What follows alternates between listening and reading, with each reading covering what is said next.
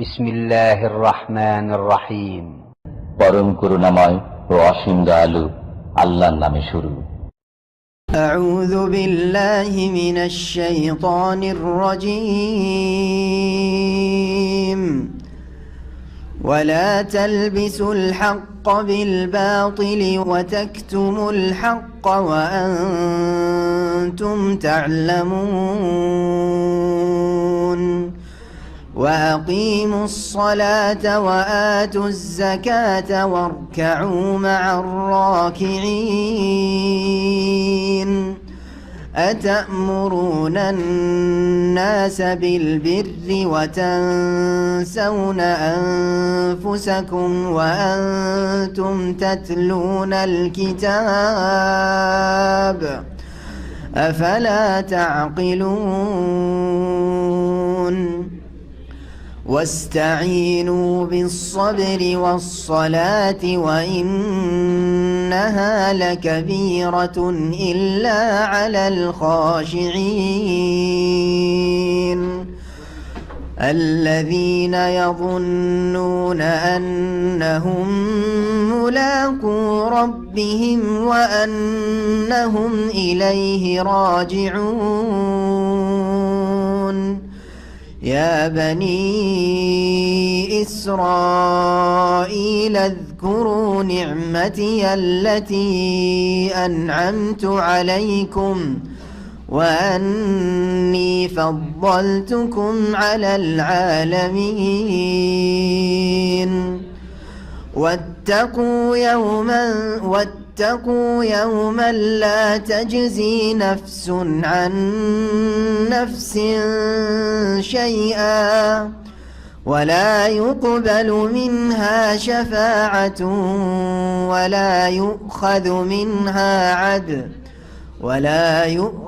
منها عدل ولا هم ينصرون. وإذ نجيناكم من آل فرعون يسومونكم سوء العذاب يذبحون أبناءكم ويستحيون نساءكم وفي ذلكم بلاء من ربكم عظيم. وإذ فرقنا بكم البحر فأنجيناكم وأغرقنا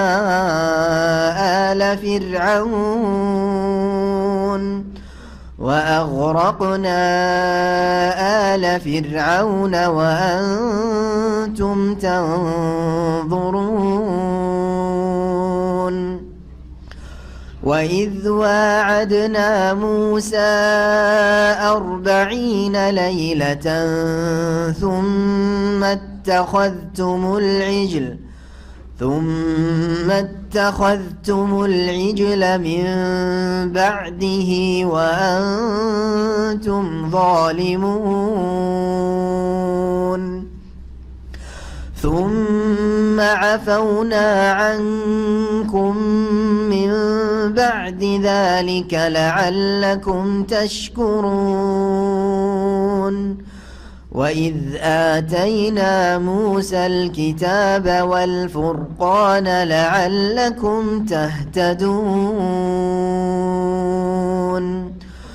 وإذ قال موسى لقومه يا قوم إنكم ظلمتم أنفسكم باتخاذكم العجل فتوبوا إلى بارئكم فاقتلوا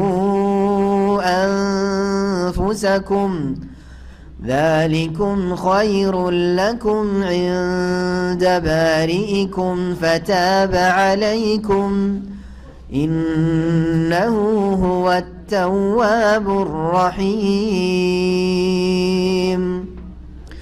وإذ قلتم يا موسى لن نؤمن لك حتى نرى الله جهرة فأخذتكم الصاعقة وأنتم وأنتم تنظرون ثم بعثناكم من بعد موتكم لعلكم تشكرون وظللنا عليكم الغمام وأنزلنا عليكم المن والسلوى كلوا من طيبات ما رزقناكم وما ظلمونا ولكن كانوا أنفسهم يظلمون. السلام عليكم ورحمة الله وبركاته.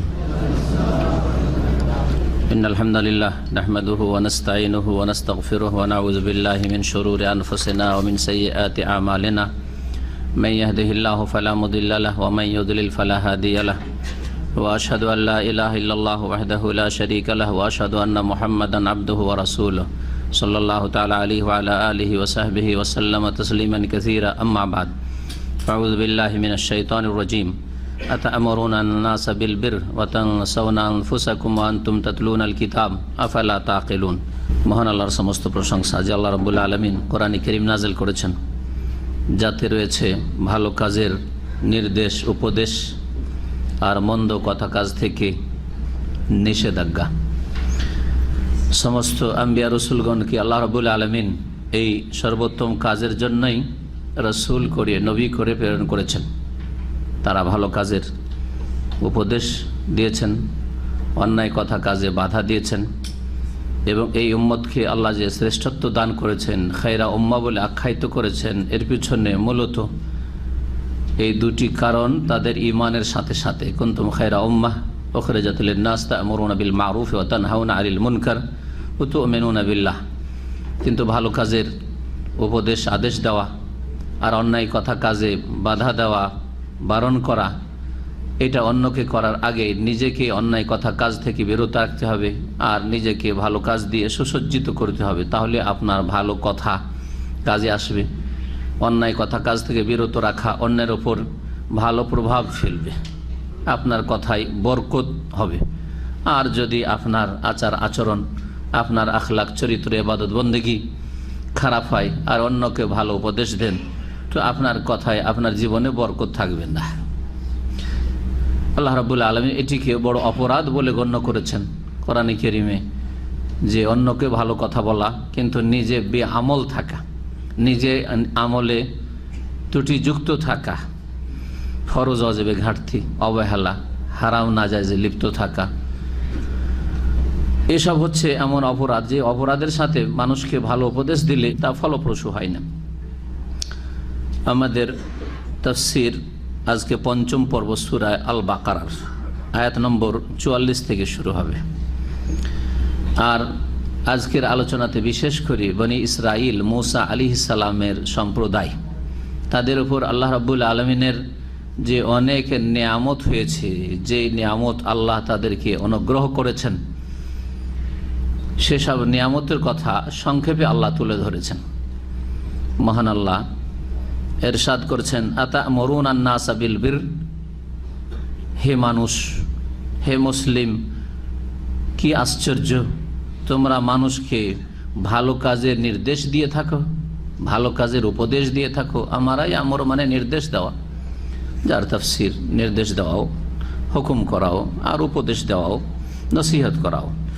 তোমরা মানুষকে ভালো কাজের নির্দেশ দিয়ে থাকো বা উপদেশ দিয়ে থাকো। ওয়া তানসাউনা আনফুসাকুম, অথচ তোমরা নিজেদেরকে উপেক্ষা করো, নিজেদেরকে ভুলে যাও। অর্থাৎ সেই ভালো কাজগুলি তোমরা করছো না, ভালো কথাগুলি তোমরা বলছো না, অন্যায় কাজ থেকে মানুষকে সাবধান সতর্ক করছো, কিন্তু তোমরা অন্যায়ে লিপ্ত। এটা কিন্তু খুব আশ্চর্যের বিষয়, এটা অন্যায় কাজ। জি, ওয়ান্তুম তাতলুন আল কিতাব, অথচ তোমরা আল কিতাব আল্লাহর বিধান পাঠ করছো, কোরআনে ওয়া হাদিসের জ্ঞান রাখছো, ওয়াহির জ্ঞান রাখছো। আহলে কিতাব বনি ইসরাইল ইহুদিদের অবস্থা এইরকমই ছিল যে তাওরাত ইনজিলের তাদের কাছে জ্ঞান ছিল, আসমানি কিতাবের ইলম ছিল তাদের মাঝে, বড় বড় পণ্ডিতরা ছিল, কিন্তু তারা ছিল বেআমল, তারা ছিল অসৎ, তারা ছিল দুনিয়ার ক্ষেত্রে আগ্রহী এবং অবৈধভাবে মানুষ ধর্ম ব্যবসা, যেটাকে বলা হয় ধর্ম ব্যবসা, আজকাল বিদাতপন্থীদের যে ধর্ম ব্যবসা হচ্ছে এটা। অন্যদেরকে তো খুব ভালো কথা বলছেন, কিন্তু নিজেরা কি ভালো কাজ করছেন? জি হ্যাঁ, যেসব বেদাতি মৌলভী সাহেব আর হুজুর মোল্লা মুন্সিরা বাড়ি বাড়ি ভাড়াইতে হয়ে কোরআন পড়ে বেড়ায়, মিলাদ করে বেড়ায়, তাদের বাড়িতে কোনদিন মিলাদ হয় না, কারণ বাড়িতে করে তারা ইনকাম হবে না। জি, পরের বাড়ি করলে ইনকাম হবে। আনতুম তাতুলুল কিতাব, অথচ তোমরা কিতাবের জ্ঞান রাখছো, কিতাব পাঠ করছো। আফালা তাকিলুন, কি তোমরা বুঝো না?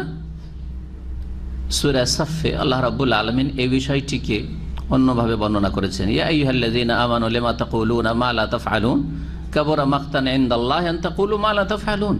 হে মুমিন সকল, লিমা তাকুলুনা মা লা তাফআলুন, যা তোমরা করো না বলো কেন? নিজেরা করতে পারছো না আর অন্যদেরকে বলছো। কাবুরা মাকতান ইনদাল্লাহ, আল্লাহর নিকট বড়ই এটি অসন্তুষ্টির কারণ, আল্লাহ বড়ই নারাজ হয়ে যান, রাগান্বিত হন যে আন তাকুলু মা লা তাফআলুন, যা করো না তা মানুষকে বলো। তাহলে কি যেই কাজগুলি ভালো কাজ করতে পারছেন না অথচ জানছেন যে ভালো, আর আপনার কাছে এলম আছে, সমাজে বেশি এলম অন্যদের তুলনায় আছে, তাহলে ওই ভালো উপদেশগুলিকে দেওয়া নিষিদ্ধ নাকি? এটা একটা প্রশ্ন। যে অন্যায় কাজগুলি সমাজে হচ্ছে আর সেগুলি অন্যায়, এই এলমটা আপনার কাছে বেশি আছে, আপনি সমাজের একজন আলেম, হ্যাঁ, মসজিদের ইমাম, হ্যাঁ, গ্রামের লোকেরা আপনাকে খুব মান্যবর মানুষ, অন্যায় কাজে আপনি লিপ্ত আর সমাজও অন্যায় কাজ করছে, তাহলে সমাজকে কি বলবেন না কিছু, নীরব থাকবেন? হ্যাঁ, প্রশ্ন। যেই ব্যক্তি ভালো কাজ করতে পারে না তার জন্য কি ভালো কথা বলা নিষেধ? যে মন্দ কাজ থেকে বাঁচতে পারে না তাকে মন্দ কাজ থেকে সতর্ক করা নিষেধ? বাড়ি দিয়ে বোঝায়। আপনিও ফিল্ম দেখেন, হ্যাঁ, স্বামী স্ত্রী দুজন মিলে ফিল্ম দেখেন, কথা বোঝা গেছে? যখন নিজেরাই ফিল্ম দেখছেন, অন্যায় কাজ করছেন, তাহলে ছেলে মেয়েরা যদি দেখে নিষেধ করা যাবে না? যাবে না? হ্যাঁ, না করতে হবে না? তোমরা দেখছো, কেন নিষেধ করবে? ঠিক না? কিন্তু নিষেধ করেন, আর যদি ছেলে মেয়েরা টের পায় যে আমার বাপ মাও লুকিয়ে লুকিয়ে দেখে আর আমাদেরকে শুধু বারণ করে, তো আপনার কথার কোনো রেজাল্ট হবে? অসৎ বাপ মা, সুতরাং এই অসৎ বাপ মার কথা শুনবে না। এইটা থেকে সতর্ক করেছেন যে তোমাদের জীবনে বরকত আসবে না, কথায় কোনো ফায়দা হবে না। মাসলা জিজ্ঞেস করলাম আপনাদেরকে যে যেই ভালো কাজগুলি করতে পারছেন না, মানুষকে ভালো কাজের জন্য উৎসাহিত করা যাবে কি যাবে না? ধরেন গ্রামের একজন আলেম তাহাজ্জুদ পড়তে পারছে না, লোকজনকে তাহাজ্জুদের ওয়াজ করতে পারবে কি পারবে না? পারবে। আল্লাহ তো নিষেধ করছেন। উদ্দেশ্য কি? আল্লাহর উদ্দেশ্য এই না যে ভালো কাজ যখন করতে পারছো না মোটেই বলবে না, মুখ খুলবে না, এটা উদ্দেশ্য নয়। আল্লাহ বলছে যে এটা নিন্দনীয়, হ্যাঁ, এটা নোংরামি কাজ, এটা অপরাধের কাজ, যে তুমি মানুষকে উৎসাহিত করছো ভালো কাজ আর তুমি অংশ নিচ্ছ না, তুমি মন্দ কাজে বাধা দিচ্ছ অথচ তুমি মন্দ কাজ থেকে বেরোতে থাকছো না। এইটা বোঝানো উদ্দেশ্য আল্লাহ রাব্বুল আলামিনের। আল্লাহর উদ্দেশ্য এই নয় যে আপনি ভালো কাজ করার তৌফিক নেই, আপনার নসিব নেই, বদনসিব, সেই জন্য মানুষকে বদনসিব রাখবেন, মানুষকে ভালো কাজ উৎসাহিত করবেন না, এমনটা নয়। কারণ ভালো করে শুনে রাখেন, ফরজ হচ্ছে দুটো কাজ, একটা হচ্ছে নিজে আমল করা আর অন্যকে ভালো আমলের জন্য উৎসাহিত করা। সূরা আসরে আছে ইল্লাল্লাযিনা আমানু ওয়া আমিলুস সালিহাত, নিজের ঈমান আমল সুন্দর করা, ঈমান আর আমল দুটো কাজ, দুটোই ভালো কাজ। এই ভালো কাজ নিজে করা, ওয়াতাওয়াসাউ বিল হাক্কি, আর অন্যকে এই ঈমান আমলের হকের কথার উপদেশ দেওয়া।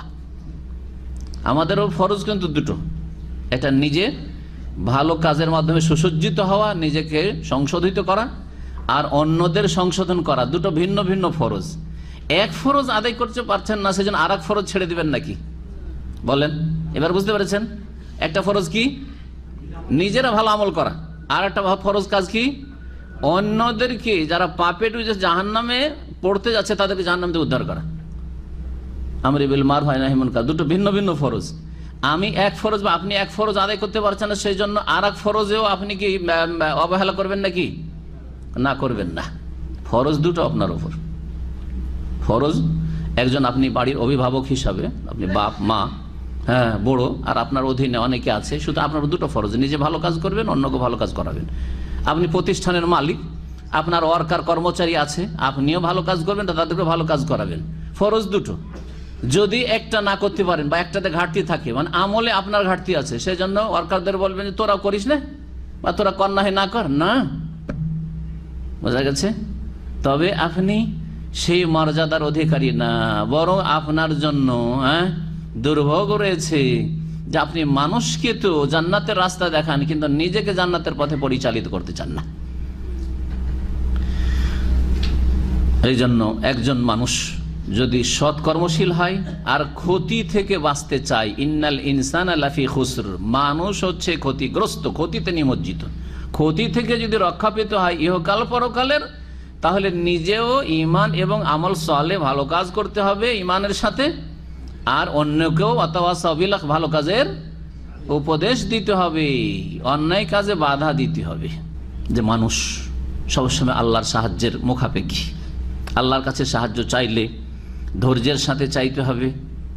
তড়িতে এক্ষুনি আমার প্রয়োজন হয় না কেন দোয়া কবুল পাই না কেন আমি, যারা এই মন মানসিকতা রাখে এইরকম অধৈর্য, তাদের দোয়া কবুল হয় না।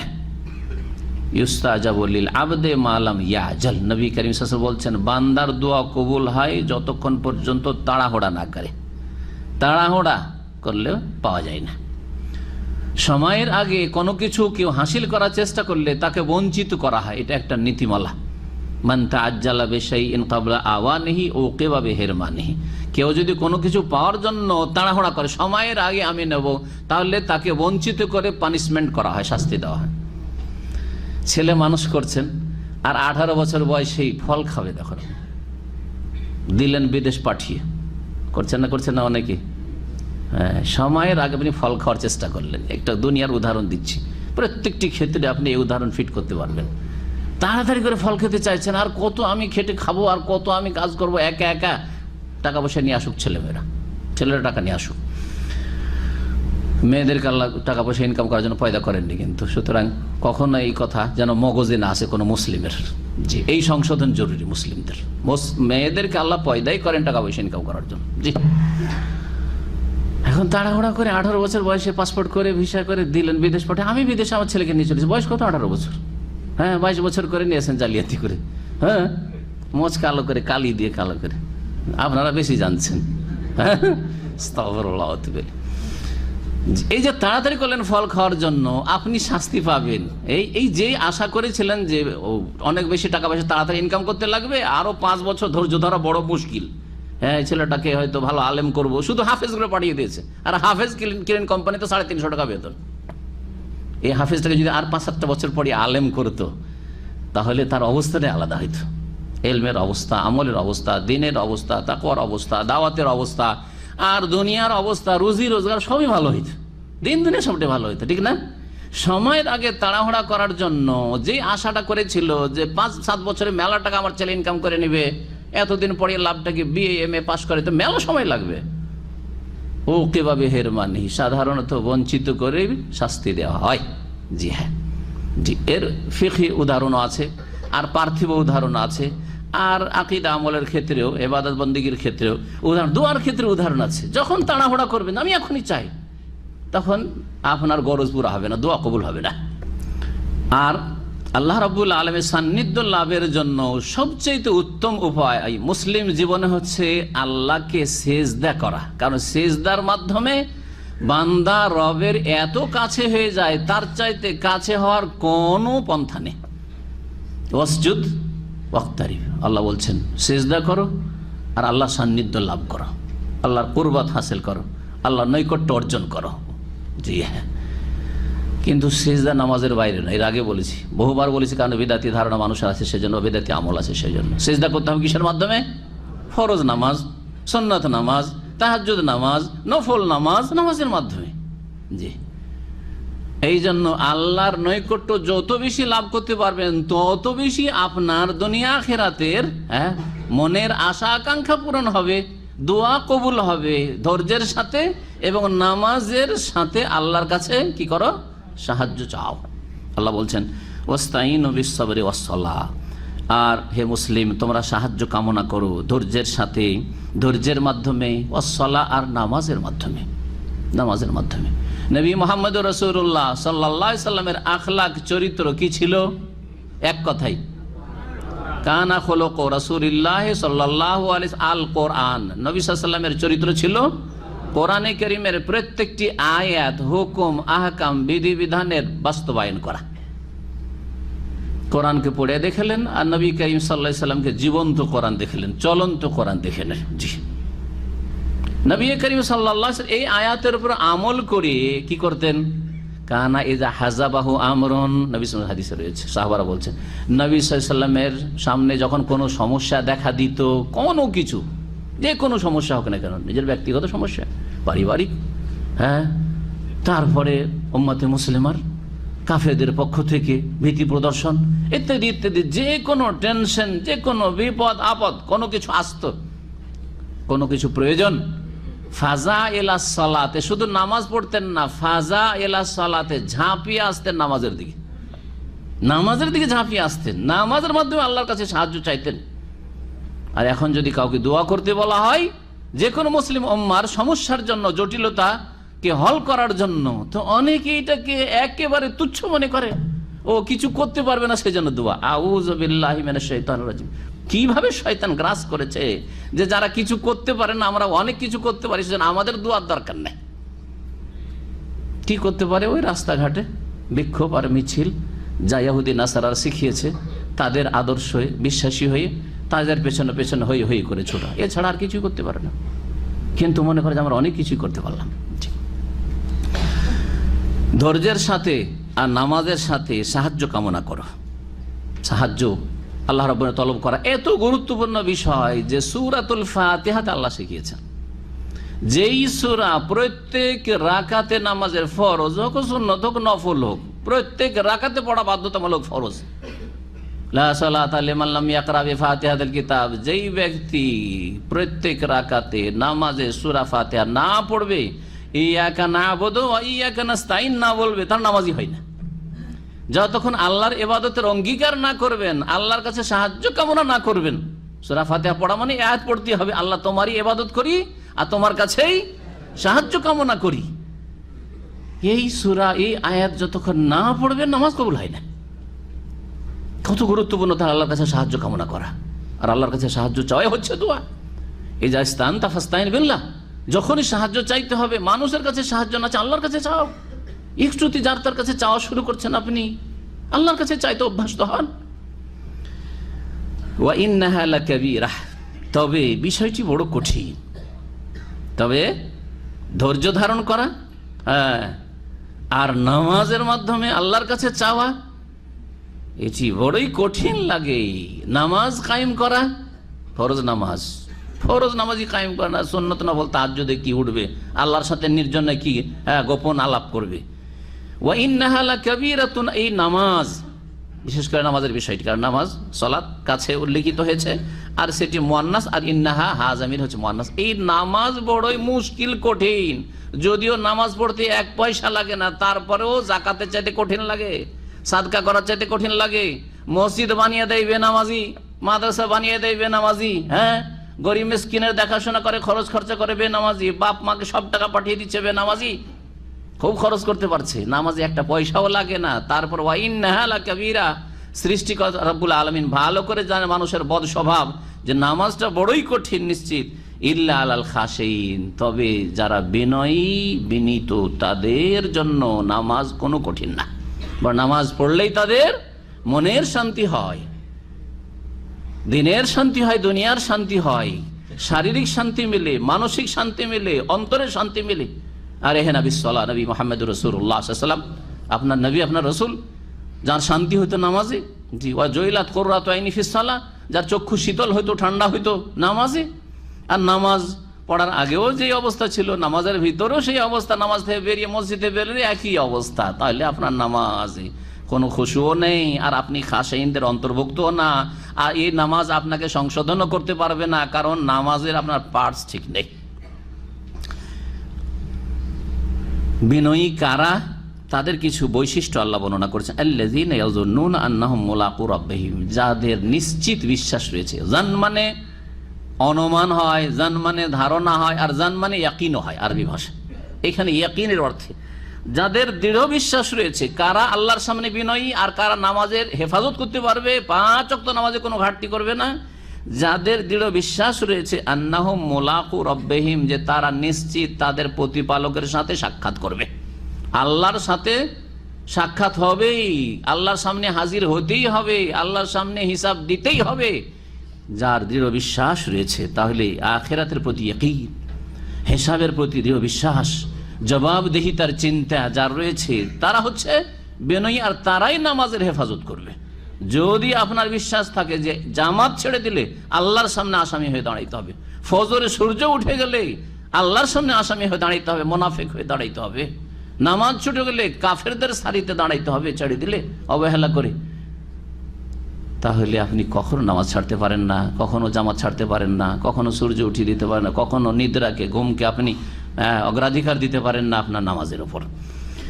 ও আন্নাহুম ইলাইহি রাজিউন, আর তাদেরকে তার কাছে প্রত্যাবর্তন করতে হবে বিশ্বাস আছে। তারপরে আল্লাহ রাব্বুল আলামিন বনি ইসরাইলদেরকে সম্বোধন করে তাদের ওপর যে আল্লাহ অনুগ্রহ করেছেন, বহু নিয়ামত দিয়েছেন, স্মরণ করাচ্ছেন। তাদেরকে আল্লাহ ফজিলত শ্রেষ্ঠত্ব দিয়েছিলেন সেই যুগে, শেষ উম্মত নবী মুহাম্মদুর রাসূলুল্লাহ সাল্লাল্লাহু আলাইহি ওয়াসাল্লামের উম্মত আসার পূর্ব যুগ পর্যন্ত এই বনি ইসরাইলদেরকে, মূসা আলাইহিস সালামের জাতিকে, ইয়াকুব আলাইহিস সালামের বংশধরকে মানব জাতির মধ্যে সবচেয়ে বেশি ফজিলত শ্রেষ্ঠত্ব দেওয়া হয়েছিল।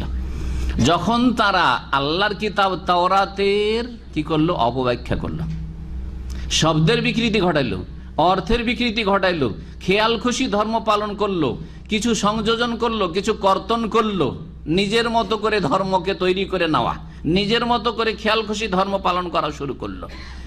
এক তৌহিদের জায়গায় তারা আল্লাহর পুত্র সাব্যস্ত করলো, শিরকে লিপ্ত হইল, ইত্যাদি বহু অপরাধ, ঘুষে, তারপরে আপনার সুদে, আর বহু অন্যায় যখন লিপ্ত হইল, বিভিন্ন পাপে যখন লিপ্ত হইল, আল্লাহ রাব্বুল আলামিন তাদের থেকে এই ফজিলত শ্রেষ্ঠত্ব নেতৃত্ব কেড়ে নিয়ে নবী মুহাম্মদুর রাসূলুল্লাহ সাল্লাল্লাহু আলাইহি ওয়াসাল্লাম এবং তার উম্মতকে দিয়ে দিলেন, যা সূরা আল ইমরানের 110 নম্বর আয়াতে রয়েছে যে তোমরা শ্রেষ্ঠ উম্মত, কুনতুম খায়রা উম্মাহ।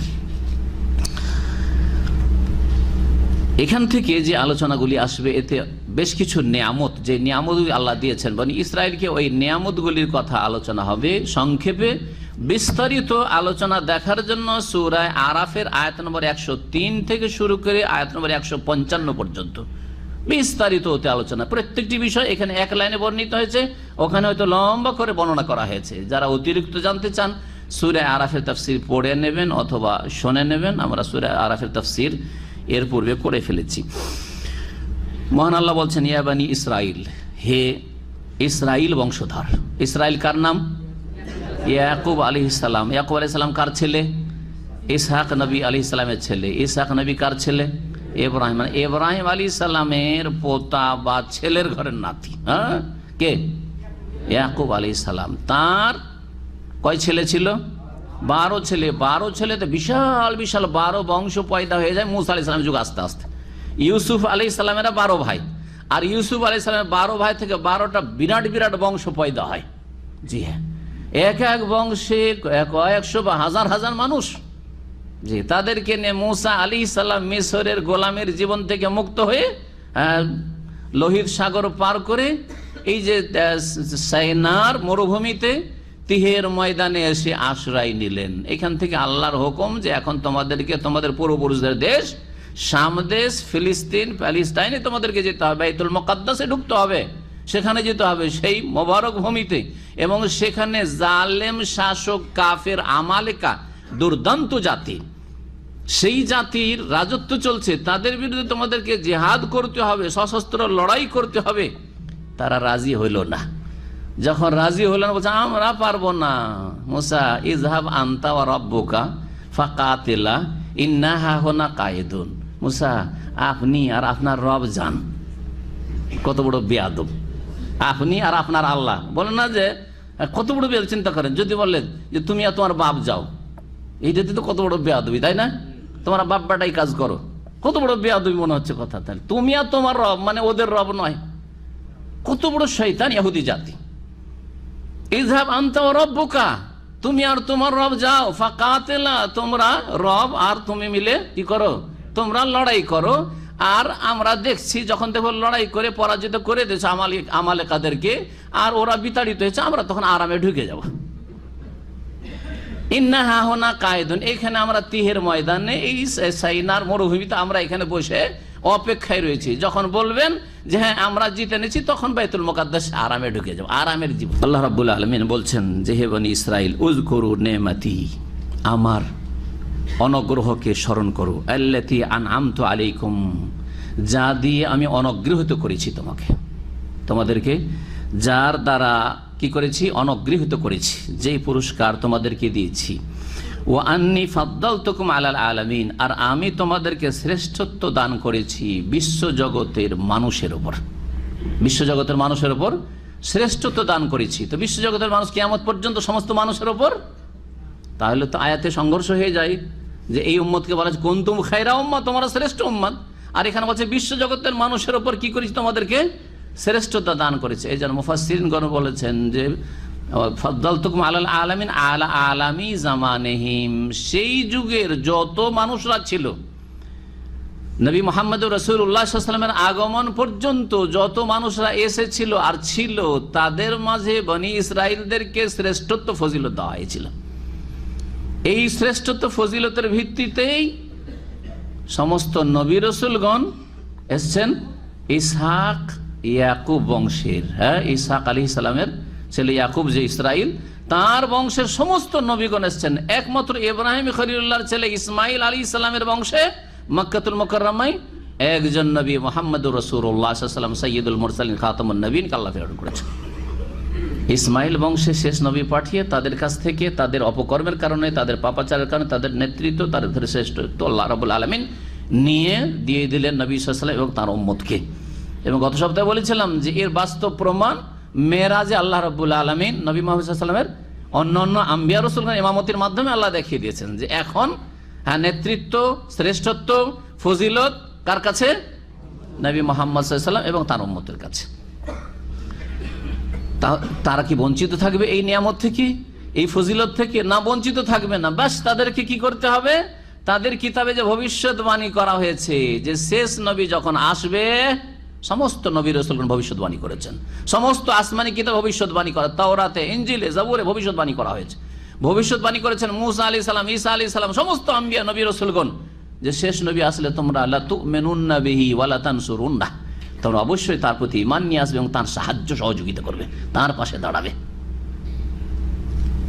এই বনি ইসরাইলরা, এই ইহুদিরা, এই খ্রিস্টানরা, এই বিশ্বজগৎ যারা কাফের, তারা যদি নবী মুহাম্মদুর রাসূলুল্লাহ সাল্লাল্লাহু আলাইহি ওয়াসাল্লামের প্রতি ঈমান নিয়ে আসে, লা ইলাহা ইল্লাল্লাহর শাহাদাত দেয়, মুহাম্মদুর রাসূলুল্লাহর শাহাদাত দিয়ে দেয় তার সাথে, তাহলে তারা আমাদের মতোই, তাদেরও শ্রেষ্ঠত্ব ওই রকমই, এই উম্মতের শ্রেষ্ঠত্ব। জি, কারণ তারা রাসূলুল্লাহ সাল্লাল্লাহু আলাইহি ওয়াসাল্লামের উম্মতের অন্তর্ভুক্ত হইল। এমনকি নবী রাসূলও যদি বেঁচে থাকতেন, তাদেরকে নবী সাল্লাল্লাহু আলাইহি ওয়াসাল্লামের উম্মতের অন্তর্ভুক্ত হওয়া ফরজ ছিল। যেমন নবী করিম সাল্লাল্লাহু আলাইহি ওয়াসাল্লাম ওমর রাদিয়াল্লাহু তাআলা আল্লাহর কসম করে বলেছিলেন যে তুমি তাওরাতের এই কয়টা পাতা পড়ছো, আল্লাহর কসম করে বলছে আজকে মুসাও যদি বেঁচে থাকতেন, মা ওয়াসিয়া ইল্লা ইয়াত্তাবিনি, আমার অনুসরণ করা ছাড়া তার কোনো উপায় ছিল না, কোনো মুক্তি ছিল না। তো এই ছিল বিশ্ব জগতের উপর তাদের ফজিলত। সেই যুগ পর্যন্ত, যতদিন পর্যন্ত তারা সঠিক দিনের ওপর ছিল, দিনকে বিকৃত করেনি, এটাও কথা মনে রাখবেন। কারণ নবী সাল্লাল্লাহু আলাইহি ওয়াসাল্লাম আসার আগে কিন্তু তারা ধর্মকে বিকৃত করে ফেলেছে, তাওরাতকে বিকৃত করে ফেলেছে, হ্যাঁ, ধর্মে কাটছাঁট করে ফেলেছে। সুতরাং তখনই তাদের শ্রেষ্ঠত্ব শেষ হয়ে গেছে। নবী, শেষ নবী আসুক আর নাই আসুক, তাদের শ্রেষ্ঠত্ব শেষ হয়ে গেছে। কারণ কোন গোষ্ঠীকে আল্লাহ তাদের রং বর্ণ দেখে ফজিলত দেন না, বরং তাদের আকীদা, ইবাদত, আখলাক, চরিত্র, চালচলন থেকে আল্লাহ ফজিলত দান করে। বুঝছেন না কথা? সুতরাং এই কথা মনে করি না যে আমরা নবীর উম্মত, আমরা সবচেয়ে শ্রেষ্ঠ। যদি আপনার আকীদা, নবীর আকীদার ভিন্ন আকীদা থাকে, হ্যাঁ, খোলাফায়ে রাশিদিন সাহাবায়ে কেরামদের আকীদার অন্য কোনো আকীদা আপনার থাকে, আপনার ইবাদত বন্দেগী যদি নবীর আদর্শ মোতাবেক না হয়, বেদাতি তরিকার থাকে, আপনার আখলাক চরিত্র যদি ইসলাম বিরোধী হয়, তাহলে আপনার জন্য কোনো শ্রেষ্ঠত্ব নেই। ওয়াত্তাকু ইয়াওমা, সেই দিনকে তোমরা ভয় করো, লা তাজজি নাফসুন আন নাফসিন শাইআ, যেই দিন কোন ব্যক্তি অন্য কোন ব্যক্তির পক্ষ থেকে কাজে আসবে না। জি, কোনো ব্যক্তির কাজে আসবে না। জি, যে আপনার কাজে আসবে কেউ আর আপনার উপকার করে দেবে, এইটা হবে না।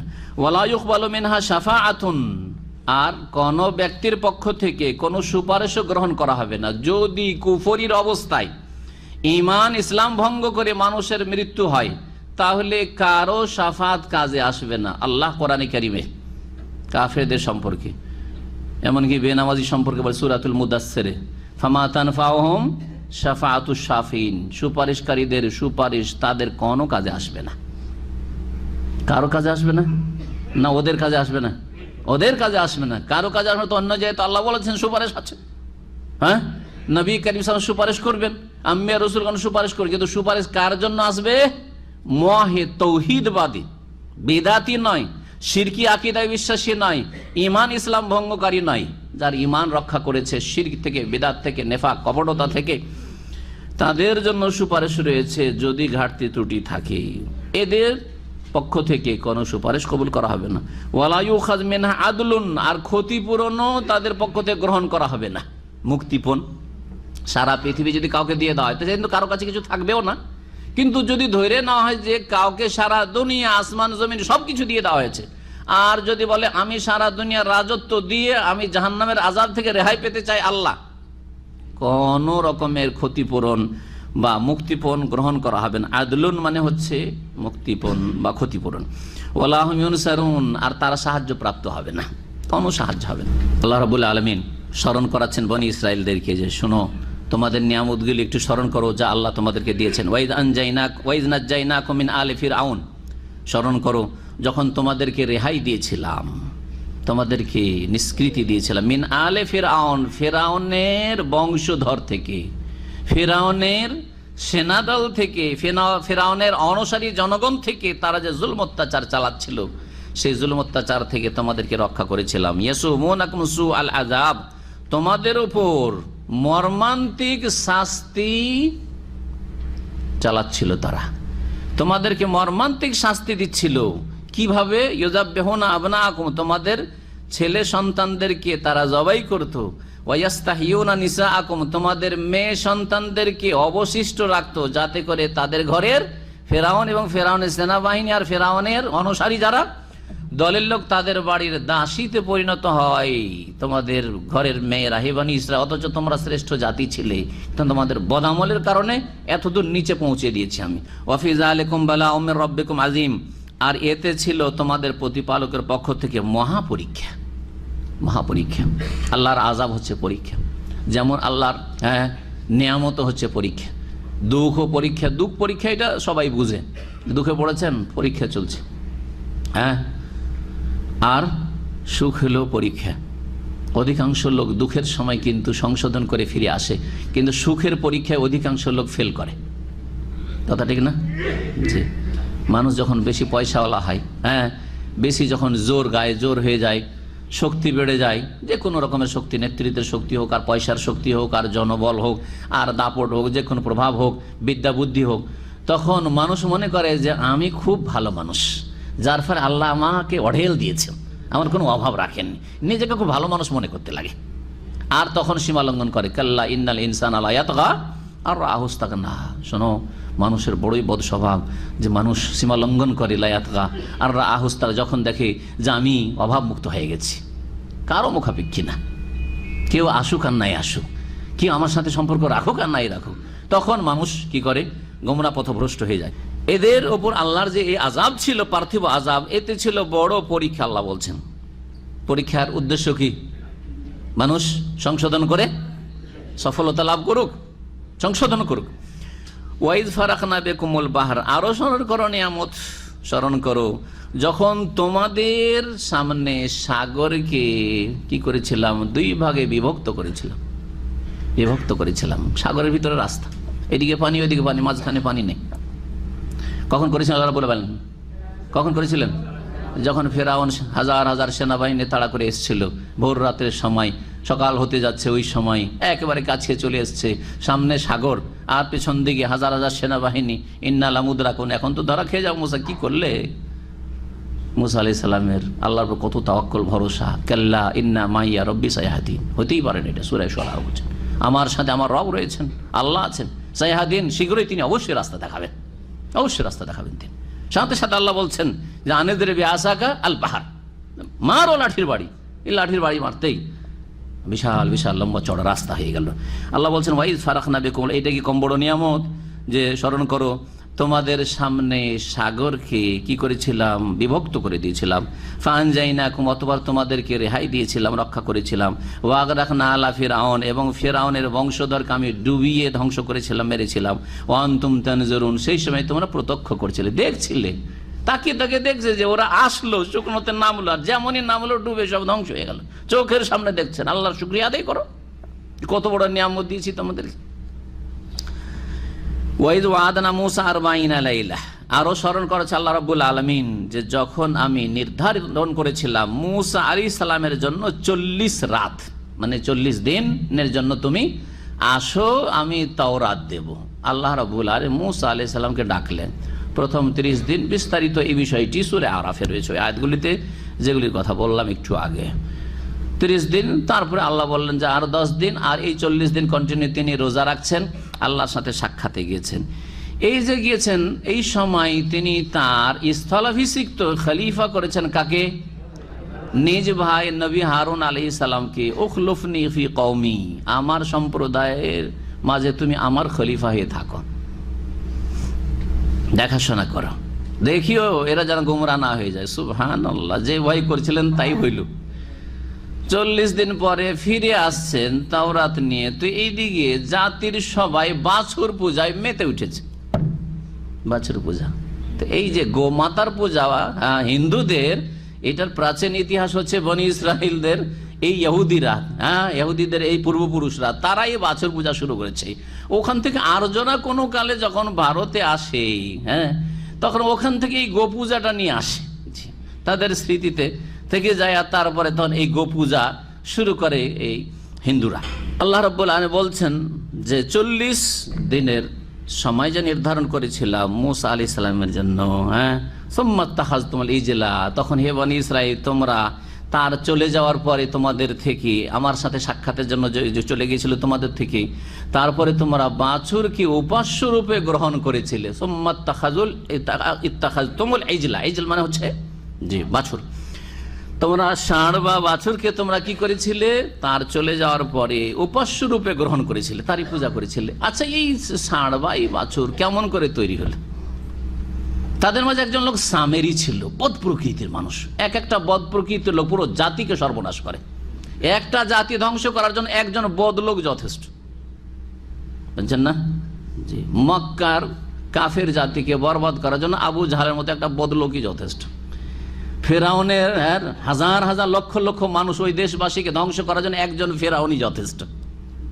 এইভাবে বনি ইসরায়েল থেকে সর্বনাশ করার জন্য, ধ্বংস করার জন্য, বাছুর পূজায় লিপ্ত করে মুশরিক বানাবার জন্য এই সামেরি যথেষ্ট হয়েছে। সামেরির নাম কোরআনে কারিমে রয়েছে। মুসা আলাইহিস সালাম যখন হঠাৎ করে আল্লাহর হুকুম হলো, বেরিয়ে আসলেন মিসর থেকে, যে রাতারাতি বেরিয়ে পড়া। কিছু কিছু তাফসীরকাররা বলেছেন যে তার আগে যে কোনো কারণে, যে কোনো অনুষ্ঠানের জন্য বা কিছু, তারা ওই স্বর্ণ অলংকার ধার নিয়েছিলেন কিপ্তিদের কাছ থেকে। এবং এই ধার নেওয়া জিনিসগুলো ফেরত করার সময় সুযোগ পাওয়া গেল না, কাফেরদের থেকে, ওই যে ফেরাউনের অনুসারী তাদের ঘর থেকে ধার নিয়েছিলেন। আর কেউ কোনো তাফসীরকাররা বলেছেন যে এগুলি ছিল তাদেরই অলংকার, বনি ইসরায়েলদের মহিলাদেরই অলংকার ছিল। যাই হোক, দুটি মতের যেটা হোক না কেন, এই অলংকারগুলি ছিল তাদের কাছে।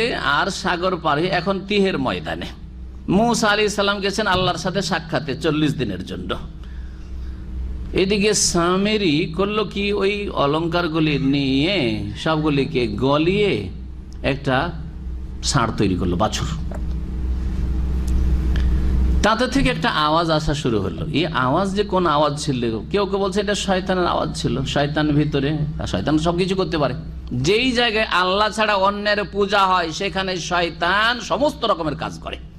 সুতরাং যেই মাজারে আল্লাহ ছাড়া অন্যকে সেজদা হচ্ছে সেখানে শয়তানের আড্ডাখানা, সেখানে অলৌকিক কিছু দেখতে পারেন।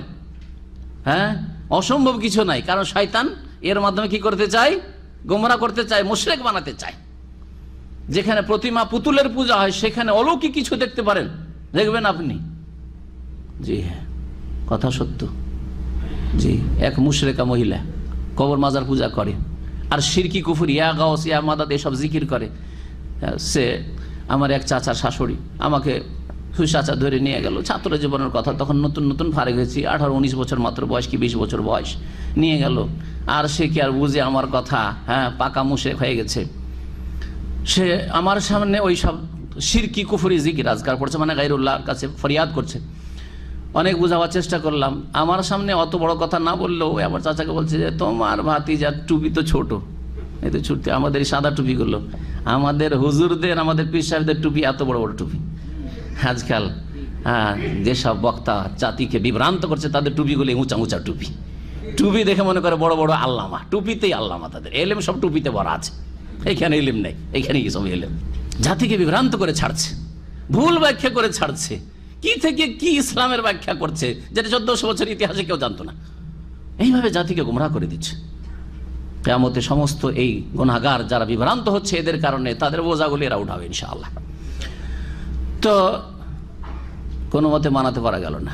মানবে কেন? আমাকে ভোরবেলা যখন বিদায় হচ্ছি, খাওয়া দাওয়া তো ভালোই খাওয়াইলো, রাত কাটালাম, বুঝাইতে পারলাম না, হেদায়েত তো হইলো না। সকালবেলা বলছে যে ভাই, আমাদের দেশের নাতিকে তো ভাই বলে, তাই না? ভাই তুমি বলছো যে আমরা ভুল পথে আছি, আমরা শিরিক করছি, যে দেখো আল্লাহ আমাকে আকাশ থেকে পাঠিয়েছে, আল্লাহ আমাকে আকাশ থেকে পাঠিয়েছে। কি? জায়নামাজ, একটা তসবিহ আর বেশ কিছু আতর। বলছে যে দেখো, কসম করে বলছি তোমাকে, আমি বাজার থেকে কিনে নিয়ে আসিনি। রাত্রে একদিন এইরকম আমি জিকির করছি, আমার এই জিকির শিরকি কুফরি জিকির, দেখছি যে আমার সামনে জায়নামাজ, আতর আর তসবিহ সব আছে, রাখা আছে, আল্লাহ কাছ থেকে দিয়েছে আমাকে। কিভাবে গোমরা হইল? ওকে কারে হেদায়েত করা সম্ভব? বললাম যে যেখানে শিরক হয়, যে কেউ শিরক করুক, মুসলিম শিরক করুক, হ্যাঁ, মাজারের নামে, অথবা অমুসলিমরা শিরক করুক, সেখানে শয়তান বিস্তার লাভ করে। শয়তান অসাধারণ কিছু দেখায়, অলৌকিক কিছু দেখায়, যাতে জাতিকে আরো শিরক কুফরিতে ডুবিয়ে দেওয়া যায়, যে এটাই সত্য, ওরা ভুল। আওয়াজ হইতে লাগলো বাছুর থেকে, একটু ভালো শয়তান আওয়াজ হচ্ছে, তার মানে এখানেই কিন্তু আল্লাহ আছে। কোথায়? আল্লাহ খুঁজতে গেছে মুসা। জি হ্যাঁ। আর কেউ কেউ বলেছেন যে যেহেতু ওটা ছিদ্র ছিল, দেখেন একটা কোনো কিছু যদি এরকম থাকে যার ভিতরে দিয়ে কি থাকে, ভিতরে খোলা থাকে, আর এদিক থেকে একটা ছিদ্র, সরু ছিদ্র, আর ওইদিকে ছিদ্র, এখান দিয়ে বাতাস ঢুকলে একটা আওয়াজ হবে, তো এরকম কিছু আওয়াজ হয়তো হচ্ছিল। আল্লাহ আলাম, যে কোনো রকমের আওয়াজ হোক, শয়তানের আওয়াজ হোক অথবা এইভাবে প্রাকৃতিক কিছু আওয়াজ হোক, এই আওয়াজে প্রতারিত হয়ে গেল। সামিরি বলল যে দেখো, হাযা ইলাহুকুম ওয়া ইলাহু মুসা ফানাসি, এটা হচ্ছে তোমাদের মাবুদ আল্লাহ আর মুসারও মাবুদ। মুসা এইখানে আল্লাহকে ছেড়ে দিয়ে কোথায় খুঁজতে গেছে? তুর পাহাড়ে, ওখানে এই তো এলা। সুতরাং সামিরিও পূজা শুরু করলো, দেখা দেখি সবাই পূজা শুরু করলো। এক সামিরি সমস্ত জাতিকে মুশরিক বানিয়ে ছেড়ে দিল, একমাত্র হারুন আলাইহিস সালাম ছাড়া। জাতি এতদিন মেহনত পরিশ্রম সব বেকার চলে গেল মুসা আলাইহিস সালামের।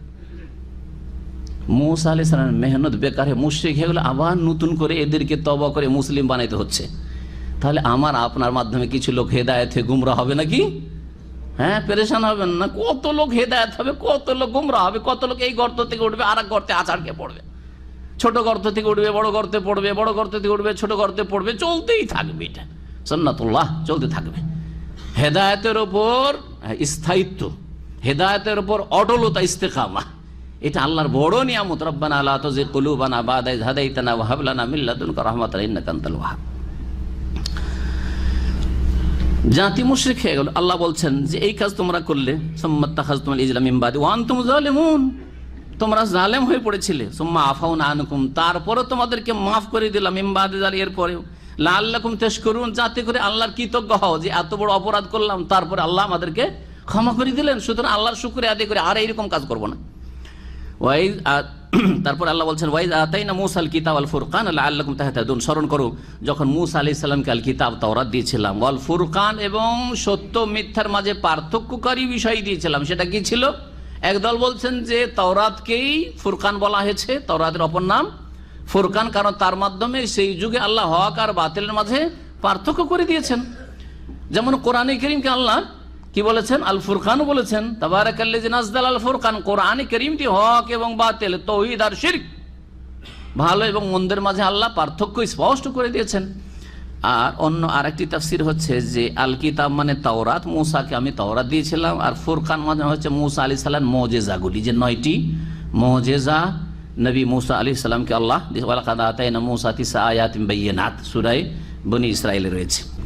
আল্লাহ বলছেন যে আমি স্মরণ করো যখন মূসা আলাইহিস সালামকে কিতাব দিয়েছিলাম তাওরাত আর মুজিজা দিয়েছিলাম, লাআল্লাকুম তাহতাদুন, যাতে করে তোমরা সঠিক পথ প্রাপ্ত হও। কিতাব দেওয়ার উদ্দেশ্য কি? মানুষকে হেদায়েত করা। মুজিজা দেওয়ার উদ্দেশ্য কি? নবীকে, মানুষকে হেদায়েত করা। লাআল্লাকুম তাহতাদুন। ওয়াইদ ক্বালা মূসা লিকওমিহি, আর স্মরণ করো যখন মূসা আলাইহিস সালাম নিজ সম্প্রদায়কে বলেছিলেন, ইয়া কওমে, হে আমার সম্প্রদায়, ইন্নাকুম যালামতুম আনফুসাকুম, তোমরা নিজেদের উপর অত্যাচার করেছো, বিত্তেখাযিকুমুল ইজলা, বাছুরকে ষাঁড়কে তোমরা উপাস্য রূপে গ্রহণ করার কারণে, ফাতুবু ইলা বারিকুম, তোমরা তোমাদের সৃষ্টিকর্তার নিকটে তওবা করো। বারিউন মানে হচ্ছে সৃষ্টিকর্তা, আল্লাহর একটি নাম হচ্ছে আল বারি, হ্যাঁ, ওয়াল্লাহুল খালিকুল আল বারিউ। জি, ফাকতুলু আনফুসাকুম, সুতরাং তোমরা একে অপরকে হত্যা করো। তোমাদের তওবা হচ্ছে একজন অপরজনকে হত্যা করবে, নির্দোষী দোষীকে হত্যা করবে। যালিকুম খায়রুল লাকুম ইনদা বারিকুম, এটা তোমাদের জন্য উৎকৃষ্ট হবে তোমাদের সৃষ্টিকর্তার নিকটে। ফাতাবা আলাইকুম, অতঃপর আল্লাহ তোমাদের তওবা কবুল করবেন বা কবুল করলেন। ইন্নাহু আত-তাওয়াবুর রহিম, নিশ্চয় তিনি বড় তওবা কবুলকারী। আর তাওয়াবের আরেকটি তাফসীর হচ্ছে তওবার তৌফিক দাতা। এর আগে বলেছি তাওয়াব, আল্লাহর যে নাম তাওয়াব মানে হচ্ছে তওবা কবুলকারী এবং তওবার তৌফিক দেনেওয়ালা। আর রহিম, এবং তিনি দয়াময়। মূসা আলাইহিস সালামের যুগে তওবা এমনি মৌখিক তওবা কবুল হইতো না, অন্তর থেকে তওবা করে মুখে তওবা উচ্চারণ করলে যে তওবা কবুল হয়, এটি আল্লাহর বড় নিয়ামত এই উম্মতের ওপর। আপনার আমার যদি কোনো ভুল হয়ে যায়, তওবা করার জন্য কি করতে হবে? হ্যাঁ, অন্তর আল্লাহর দিকে ফিরাইতে হবে। পাপ থেকে নেকির দিকে অন্তরকে ফিরাইতে হবে। জীবনে আর পাপ করবে না, পাপ বন্ধ করা। হ্যাঁ, দৃঢ় প্রতিজ্ঞ হওয়া যে আর জীবনে পাপ করব না। আর অনতপ্ত লজ্জিত হওয়া, মানুষের হক নষ্ট করে থাকলে সেটা দিয়ে দেওয়া। আর তারপরে অন্তর থেকে তওবা করে মুখে উচ্চারণ করা, আস্তাগফিরুল্লাহ ওয়া আতুবু ইলাইহি, আল্লাহর কাছে ক্ষমা চাইছি এবং তার দিকে আমি তওবা করে ফিরে আসছি। তওবা হলো না? হলো না? তওবা হলো। মূসা আলাইহিস সালামের জাতি, সুবহানাল্লাহ, ইহুদিদের মধ্যে বনি ইসরাইলে কত দিনের ক্ষেত্রে কঠোরতা ছিল। আল্লাহ বড় নিয়ামত দিয়েছেন, দিনকে সহজ করেছেন আমাদের জন্য। এমনি তওবা কবুল হবে না, একে অপরকে খুন করবে তোমরা। এর পদ্ধতিটা কি ছিল? এই মর্মে দুটো তাফসীর রয়েছে। একটি তাফসীর হচ্ছে যে নির্দোষীরা দোষীদেরকে হত্যা করবে।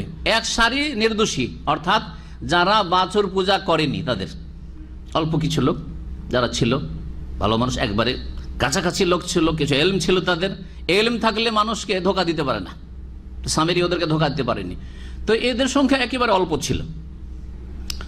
তো এদের একটা সারি। আর এক সারি হচ্ছে ওই যে পাপিষ্ট গুনাহগার যারা মুশরিক হয়ে পড়েছে, হ্যাঁ, গো পূজা করে, তাদের সারি। আর যারা নির্দোষী তাদের হাতে অস্ত্র দিয়ে দেওয়া হলো, এদেরকে তোমরা খুন করো। আর খুন করা চলতে থাকলো। কোন কোন তাফসীর রয়েছে যে এমন মেঘমালা দিয়ে দেওয়া হলো যে একবারে পুরো ঢেকে নিয়েছে, কেউ কাউকে দেখতে পায় না। ছেলে বাপকে হত্যা করছে, বাপ ছেলেকে হত্যা করছে, কেউ কাউকে দেখে না। হয়তো বাপ গোপূজা করেননি আর ছেলে গোপূজা করেছে। এর বিপরীত এইরকম ভাই বেরাদর, এক ভাই আর এক ভাইকে মারছে, এক আত্মীয় আর এক আত্মীয়কে, এইভাবে খুন চলতে আছে, একে অপরকে হত্যা করছে, তরবারি চলছে। আর কিছুক্ষণ সারাদিন চলার পরেই বাকি যে যারা বাঁচলো তাদের তওবা কবুল হল। যারা গেল দুনিয়া থেকে মরে গেল, হ্যাঁ, হত্যা হয়ে গেল। আর যারা বাঁচলো তাদের তওবা আল্লাহ ফাতাবা আলাইকুম, তওবা কবুল করলেন। নির্দোষীরা তাহলে দোষীদেরকে হত্যা করেছে, তাদের হাতে অস্ত্র ছিল, নির্দোষীদের হাতে। আর একদল মুফাসসিররা বলছেন যে তাদের প্রত্যেকের হাতে অস্ত্র, আর অন্ধকার করে দেওয়া হলো। আর একে অপরকে খুন করতে, সারাদিন খুন করতে থাকো। এই খুন হওয়ার পরে বাকি যেটি বাঁচবে, যে কয়টা লোক বাঁচবে, তাদের তওবা কবুল হয়ে গেল। আর যারা মারা গেল তাদেরও তওবা কবুল হলো। এইটাই তোমাদের শাস্তি। এই হচ্ছে তওবার ক্ষেত্রে কত কঠোরতা ছিল, চিন্তা করুন। আল্লাহ বলছেন যে তারপরে তো তওবা তোমাদের কবুল করলাম, এইটাও আল্লাহর বড় নিয়ামত। নাহলে সবগুলিকে চিরকালের জাহান্নামী বানাইতাম, সবগুলিকে চিরকালের জাহান্নামী বানাইতাম। শিরক করে যদি মারা যায় আর তওবা কবুল না হয়, তাহলে চিরকালে জাহান্নামী কিনা? তো অন্তত চিরকালে জাহান্নামতে বাঁচলো, হ্যাঁ, দুনিয়াতে হত্যা হয়ে গেল, গুনাহ মাফ হয়ে গেল। অথবা বাঁচলো, হ্যাঁ, এইসব হতাহত হওয়ার পরে গুনাহ মাফ হয়ে গেল। মহান আল্লাহ তারপরে বলছেন, ওয়াইজ কুলতুম ইয়া মূসা, যখন তোমরা বলেছিলে, হে বনি ইসরাইল, তোমরা বলেছিলে মূসা আলাইহিস সালামকে সম্বোধন, হে মূসা, লান নুমিনা লাকা, আপনার কথা বিশ্বাস করব না। হাত্তা নার আল্লাহ জাহারা, যতক্ষণ পর্যন্ত সামনাসামনি আল্লাহকে না দেখে নিব। ফাখাযাতকুমুস সাইকাতু, তখন তোমরা বজ্রাহত হয়েছিলে, তোমাদেরকে বজ্র আঘাত করেছিল। আনতুম তানজুরুন, তোমরা একে অপরকে দেখছিলে, একে অপরকে দেখছিলে, এই অবস্থায় তোমাদের উপর বজ্রাঘাত হয়েছিল। ঘটনা কি? মূসা আলাইহিস সালামকে আল্লাহ রাব্বুল মুফাসসিররা বলছেন যে মূসা আলাইহিস সালামকে আল্লাহ বললেন যে যারা বাছুর পূজায় লিপ্ত হয়নি ওদের মধ্য থেকে ভালো মানুষ 70 জনকে বাছাই করে নিয়ে আসো। তুর পাহাড়ে যখন তুমি আসবে আমার সাথে সাক্ষাতে তাওরাত নিতে নিয়ে আসো তাদেরকে। ওয়াখতারা মূসা কওমাহু ৭০ রাজুলান লিমিকাতিনা, সূরা আরাফের ওই আয়াতগুলিতে এই আয়াতটি রয়েছে। মূসা আলাইহিস সালাম চয়ন করলেন নিজের জাতি থেকে মিন কওম ৭০ রাজুলান, ৭০ জনকে লিমিকাতিনা, আমার সাথে সাক্ষাতের জন্য আল্লাহ রাব্বুল বলছেন। এই ৭০ জন লোক সাথে গেল, মূসা আলাইহিস সালাম তাওরাত নিয়ে আসলেন, বলে যে এই যে আল্লাহ তাওরাত দিয়েছেন। তোরা বলছে যে আমরা কেমন করে জানবো যে আল্লাহ দিলেন না, কোত্থেকে তুমি নিয়ে আসলে?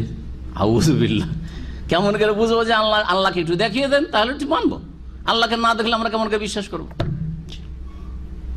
কোন কোন তাফসীররা বলেছেন যে এই যে তওবার শাস্তি, তওবার যে শাস্তি, এই বিধানটি যে এখন একে অপরকে খুন করবে এর মাধ্যমে তওবা কবুল হবে, এই কথাই ৭০ জনকে এসে যখন শোনালেন মূসা আলাইহিস সালাম যে আল্লাহ বললেন যে তোমাদের আনিকতুলু আনফুসাকুম, তোমরা একে অপরকে হত্যা করবে, এর মাধ্যমে তোমাদের তওবা কবুল হবে, তখন তারা অবিশ্বাস করলো যে এটা কেমন কথা, এটা আমরা কেমন করে বিশ্বাস, কেমন করে জানবো যে এটা, যদি এটা হয় তাহলে আল্লাহকে আমাদেরকে দেখিয়ে দিতে হবে, আল্লাহকে দেখলে আমরা এই কথা বিশ্বাস করব। আল্লাহ বলছেন যে এত বড় বেয়াদবি, আমাকে দেখতে চাও, আচ্ছা ঠিক আছে।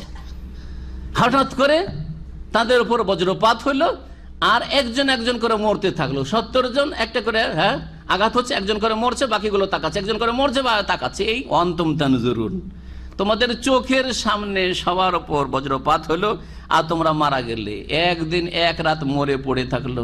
মূসা আলাইহিস সালাম আল্লাহর কাছে কাঁদতে শুরু করলেন। অন্য আয়াতে রয়েছে, আল্লাহ তুমি যা করলে, আমি যদি এখন ফিরে যাই জাতির কাছে তো আমার জান বাঁচবে না, বুঝে এদেরকে নিয়ে গিয়ে মারিয়ে দিলে, আমাদের সমাজে যেই লোকগুলো আমাদের ভালো নেতা মাথা, ভালো মানুষ ছিল, মুরব্বী ছিল, ওগুলোকে মারিয়ে চলে আসলে তোমাকে মেরে দেবো। হ্যাঁ, তো বাসায় মরে যাবে ইমান ইসলামের। আল্লাহ তুমি কি করলে, আমি কি জবাব দেবো জাতিকে? তখন আল্লাহ বলছেন ঠিক আছে, আমি ওদেরকে জিন্দা করে দিচ্ছি। আল্লাহ জীবিত করে দিলেন। জি, একদিন পরে আল্লাহ বলছেন তারপরে ফাখাযাতকুমুস সাইকাতু ওয়া আনতুম তানজুরুন, হ্যাঁ তোমরা বজ্রাহত হলে আর ওই সময় তোমরা একে অপরকে দেখছিলে। সুম্মা বা'আসনাকুম বা'দা মাউতিকুম, তোমাদের মৃত্যুর পরে তোমাদেরকে পুনরায় জীবিত করলাম, উঠাইলাম। উঠে দাঁড়িয়ে গেল সবাই। লাআল্লাকুম তাশকুরুন, যাতে করে আল্লাহর শুকরিয়া আদায় করো যে আমরা তো মরে গেছিলাম, মরে যাওয়ার পরে আল্লাহ আবার আমাদেরকে প্রাণ দিলেন। ওয়াযাল্লালনা আলাইকুমুল গামামা ওয়া আনজালনা আলাইকুমুল মান্না ওয়াসসালওয়া কুলু মিন তাইয়্যিবাতি মা রাযাকনাকুম ওয়া মা যালামুনা ওয়ালাকিন কানু আনফুসাহুম ইয়াযলিমুন। এখানে আল্লাহ আর এক ইহসানের কথা বলছেন। কি দেননি আল্লাহ রাব্বুল আলামিন ফিরি ফিরি এদেরকে, বনি ইসরাইলকে কত যে আল্লাহ সম্মান দিয়েছেন, কত যে আল্লাহ ওদেরকে দিয়েছেন নিয়ামত।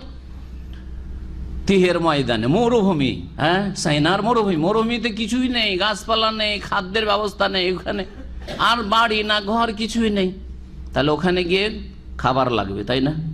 আল্লাহ বলছে ঠিক আছে, আসমান থেকে খাবার দিয়েছে ফিরি ফিরি, তোমাদের মেহনত করতে হবে না, ঘুমাও আর খাও, কিন্তু সাবধান, বেশি করে জমা করবে না ফিরি ফিরি, আর পচাইবে না, সরাইবে না, সরাইলে কিন্তু নিয়ামত কেড়ে নেব। আর তাই করলো তারা। আল্লাহ কি করলেন, আসমান থেকে মান আর সালওয়া নামিয়ে দিলেন। সালওয়া ছিল এক ধরনের পাখি, আজকাল যে কোয়েল পাখি, কোয়েল পাখিকে কোয়েল পাখির মতো বলেছেন ওলামারা মুফাসসিররা। আর মান ছিল এক রকমের মিষ্টি জাতীয় হালুয়ার মতো, হালুয়ার মতো, হালুয়া একটু মিষ্টি জাতীয় খাবার, এই গোস্ত খাও, এই ফ্রি খাবার খাও।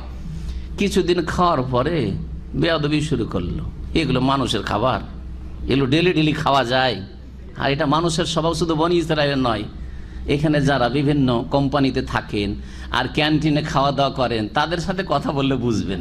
এখানে বিশাল একটা কোম্পানি, এমিয়ান্তিত কোম্পানি, আগে আমেরিকান কোম্পানি ছিল, তারপরে এপিএনসির কোম্পানি। সেখানে আজকে থেকে 18-19 বছর আগে থেকে আমি সেখানে যেতাম, এবং সেখানে ভিডিও রেকর্ডিং ওই যুগে, আজকে 10-15 বছর আগে হয়তো, সেখানে যেতাম। তো খুব ভালো ভালো তাদের খাবার। তো ওখানে আমাদের এক হাফেজ ভাই ছিলেন নারায়ণগঞ্জের, আসাদুল্লাহ, হাফেজ আসাদুল্লাহ ভাই, জাজাহুল্লাহ খাইর, যেন সুস্থ রাখেন, দেশে গিয়ে মাদ্রাসা করেছেন, কাজ করছেন। তো উনি আমাকে নিয়ে যেতেন, আবার রেখে যেতেন। তো বলতেন যে শেখ একটু খেয়ে নেন। আমি বলছি ভাই আমার আসলে খাওয়া দাওয়া সব অভ্যাস নাই। তো মাঝে মধ্যে বলছে জবরদস্তি, অন্যরা খায় আপনি কেন খাবেন না? না, এটা নিয়ে যান, গাড়িতে করে নিয়ে যান। বাসায় এসে দেখি যে খাবারের সুন্দর, একদিন খেয়েছি দেখি এত সুন্দর খাবার, খুবই সুন্দর খাবার। বলছে আর বললেন না শেখ, আপনি বলছেন খুব সুন্দর খাবার, আর আমাদের ভাইয়েরা কি বলে এগুলো আমাদের দেশের গরুতেও খাবে না, এসব খাবার নাকি ওদের দেশের গরুতেও খাবেন না। কত নিয়ামতের অকৃতজ্ঞতা, না শুকরি চিন্তা করেন আপনি। বনি ইসরাইল এই কাজই করেছিল, ডেলি ডেলি সব খাবার খেতে পারবো না। আল্লাহ বলছে খাবে না তো ঠিক আছে, আদা খাও স্বাদ পাবে, কষ্ট করো খাও। তো আল্লাহ বলছেন এই ক্ষেত্রে খাওয়া দাওয়ার ব্যবস্থা হইলো, পানির ব্যবস্থা, পানির কথা আসছে, পানির ব্যবস্থা, পানি লাগবে খাওয়া দাওয়ার পরে, পানিরও আল্লাহ ব্যবস্থা করে। ঝর্ণা 12টা ঝর্ণা, 12 বংশের 12 ঝর্ণা, কেউ কারো ঝর্ণাতে যাবে না, আল্লাহ ঝর্ণা, একটা পাথর থেকে 12টা ঝর্ণা, একটা পাথরের একদিকে 3টা ঝর্ণা, একদিকে 3টা, এদিকে 3টা, এদিকে 3টা, ওইদিকে 3টা, কটা ঝর্ণা হইলো? সুবহানাল্লাহ, কত বড় নিয়ামত তাদের জন্য, মুজিজা। পাথরে বাড়ি মারতেই 12টা, বাড়ি মারতে 12টা ঝর্ণা, জি 12টা ঝর্ণা, 12 বংশের। আর সবাই যেন এটা আমাদের, এটা আমাদের, এটাই অমুক বংশের, এটা অমুক বংশের। রোদ জ্বালাবে, বাড়ি ঘর নেই, সব শরণার্থী। আজকাল রোহিঙ্গাদের জন্য ত্রাণ, আল্লাহ আসমান থেকে ওদের ত্রাণ পাঠাচ্ছে। জি হ্যাঁ, রোদ লাগবে, রোদে কি করে থাকবে এই মরুভূমিতে? আল্লাহ বলছেন আমি মেঘমালা দিয়ে তোমাদের বাড়ি ঘরের ব্যবস্থা করে দিচ্ছি, ছায়ার ব্যবস্থা করে দিচ্ছি। সারাদিন মেঘ আর মেঘ, একটু রোদ নেই, একটু রৌদ্র নেই। সুবহানাল্লাহ, আল্লাহ বলছেন এই কথাই। ওয়াযাল্লালনা আলাইকুমুল গামামা, হে বনি ইসরাইল তোমাদের উপর মেঘমালাকে ছায়া রূপে করে দিয়েছিলাম, মেঘমালা তোমাদের উপর ছাতার মতো করে দিয়েছিলাম। জি, মাযাল্লা ছাতাকে বলা হচ্ছে। ওয়া আনজালনা আলাইকুমুল মান্না ওয়াস সালওয়া, এবং তোমাদের জন্য আকাশ থেকে নামিয়েছিলাম মান নামক এক ধরনের হালুয়া খাবার, ওয়াস সালওয়া, এবং এক ধরনের পাখির গোশত। আর বলেছিলাম কুলু মিন তাইয়্যিবাতি মা রাযাকনাকুম, আমি যা তোমাদেরকে রিজিক হিসাবে, উপজীবিকা হিসাবে দিয়েছি তা থেকে পাক পবিত্রগুলি খেতে থাকো। ওয়ামা যালামুনা, আর আমি ওয়ামা যালামুনা, তারা আমার উপর জুলুম করতে পারেনি, ওয়ালাকিন কানু আনফুসাহুম ইয়াজলিমুন, তারা নিজেদের উপর অত্যাচার জুলুম করেছে। কি করে? যখন এত পড়ে আছে বেশি বেশি উঠা, ফ্রির মাল, পয়সা তো আর লাগে না, পয়সা লাগলে তো যতটা দরকার ততটা নেবেন, তাই না? নিজের ঘর থেকে পাক শাক করতে হলে যতটা লাগবে ততটা নিয়ে পাক করবেন, বেশি করবেন। কিন্তু ফ্রি হইলে দেখেন হজের মৌসুমে গিয়ে যে ফ্রি খাবার দেয়, এক একজনে খাবে একটা, বেঁধেছে 10টা, করে না করে না? আর নিয়ে যাও, রাস্তায় ফেলে দিল, কিছু দূর যাওয়ার পরে বলছে ভাই এতগুলো নিয়ে যেতে পারবো না, হ্যাঁ ফেলে দিল, কিন্তু ফ্রির মাল, পয়সা তো আর লাগেনি। এটা হচ্ছে বদস্বভাব মানুষের। হেরাও করলো কি, বেশি বেশি করে নিতে লাগলো, আর নেওয়ার পরে পরের দিন আর খেয়ে শেষ করতে পারে, তখন গন্ধ হয়ে যায়, পচে যায়, সরে যায়। প্রতিদিন সকালে রাত্রে তারা ঘুমায়, আর ভোর হইলেই দেখছে মান্না পড়ে আছে আর সাল্লা পড়ে আছে। প্রতিদিন তাজা তাজা আসছে, আবার বাসি করা দরকারটা কি? বাসি করে আবার সরে যাচ্ছে, তখন কালকেরটা কেন খাবে আজকে যেখানে তাজা তাজা চলে এসছে? যখন এইরকম শুরু করলো আল্লাহ ওটাও করে নিল। এই অকৃতজ্ঞতা, আর তারপরে অধৈর্য হয় যে এক খাবার খেয়ে থাকবে, এটা মানুষের খাবার না। বুঝতে পারলেন তো? জি, আল্লাহ বলছেন যে খেতে বললাম ওদেরকে, কিন্তু তারা আমার উপর কেন জুলুম করে, নিজের উপরে জুলুম করলো তারা। ওয়াইজ কুলনা দখুলু হাযিহিল কারিয়া, আর যখন তাদেরকে বলেছিলাম স্মরণ করো ওই কাহিনীকে, যে তোমরা এই জনপদে প্রবেশ করো। আল্লাহ বললেন যে তোমরা এই তিহের ময়দানে কতদিন পড়ে থাকবে, জালেমের কবল থেকে রক্ষা পেয়েছো, ফিরআউনের সেনাবাহিনীকে ধ্বংস করেছি, আর ওইদিকে ঘুরিয়ে যেতে হবে না, আরও ক্ষমতা দখল করতে হবে না। ওটা ইসলামের টার্গেট নয়। ইসলামের টার্গেট তৌহিদ প্রতিষ্ঠা, তৌহিদ প্রতিষ্ঠা হয়ে গেছে, তৌহিদ সুরক্ষিত হয়ে গেছে। এখন তোমরা তোমার বাপদাদার দেশে চলো, জি ফিলিস্তিনে চলো। ফিলিস্তিনে গেলে ওখানে জালেমরা আছে, আমালেকা আছে, আর ওদের বিরুদ্ধে লড়াই করতে হবে। একটু আগে বলছিলাম, লড়াইয়ের জন্য আল্লাহ হুকুম করলেন যে লড়াই করতে হবে। লড়াই করতে আমরা পারবো না, ওই জাতির সামনে আমরা দাঁড়াইতে পারি? মুসা তুমি তোমার রব গিয়ে লড়াই করো, আমরা যখন দেখবো যে বিজয় হয়ে গেছে তখন মানে ঢুকে পড়বো তোমার পিছনে পিছনে।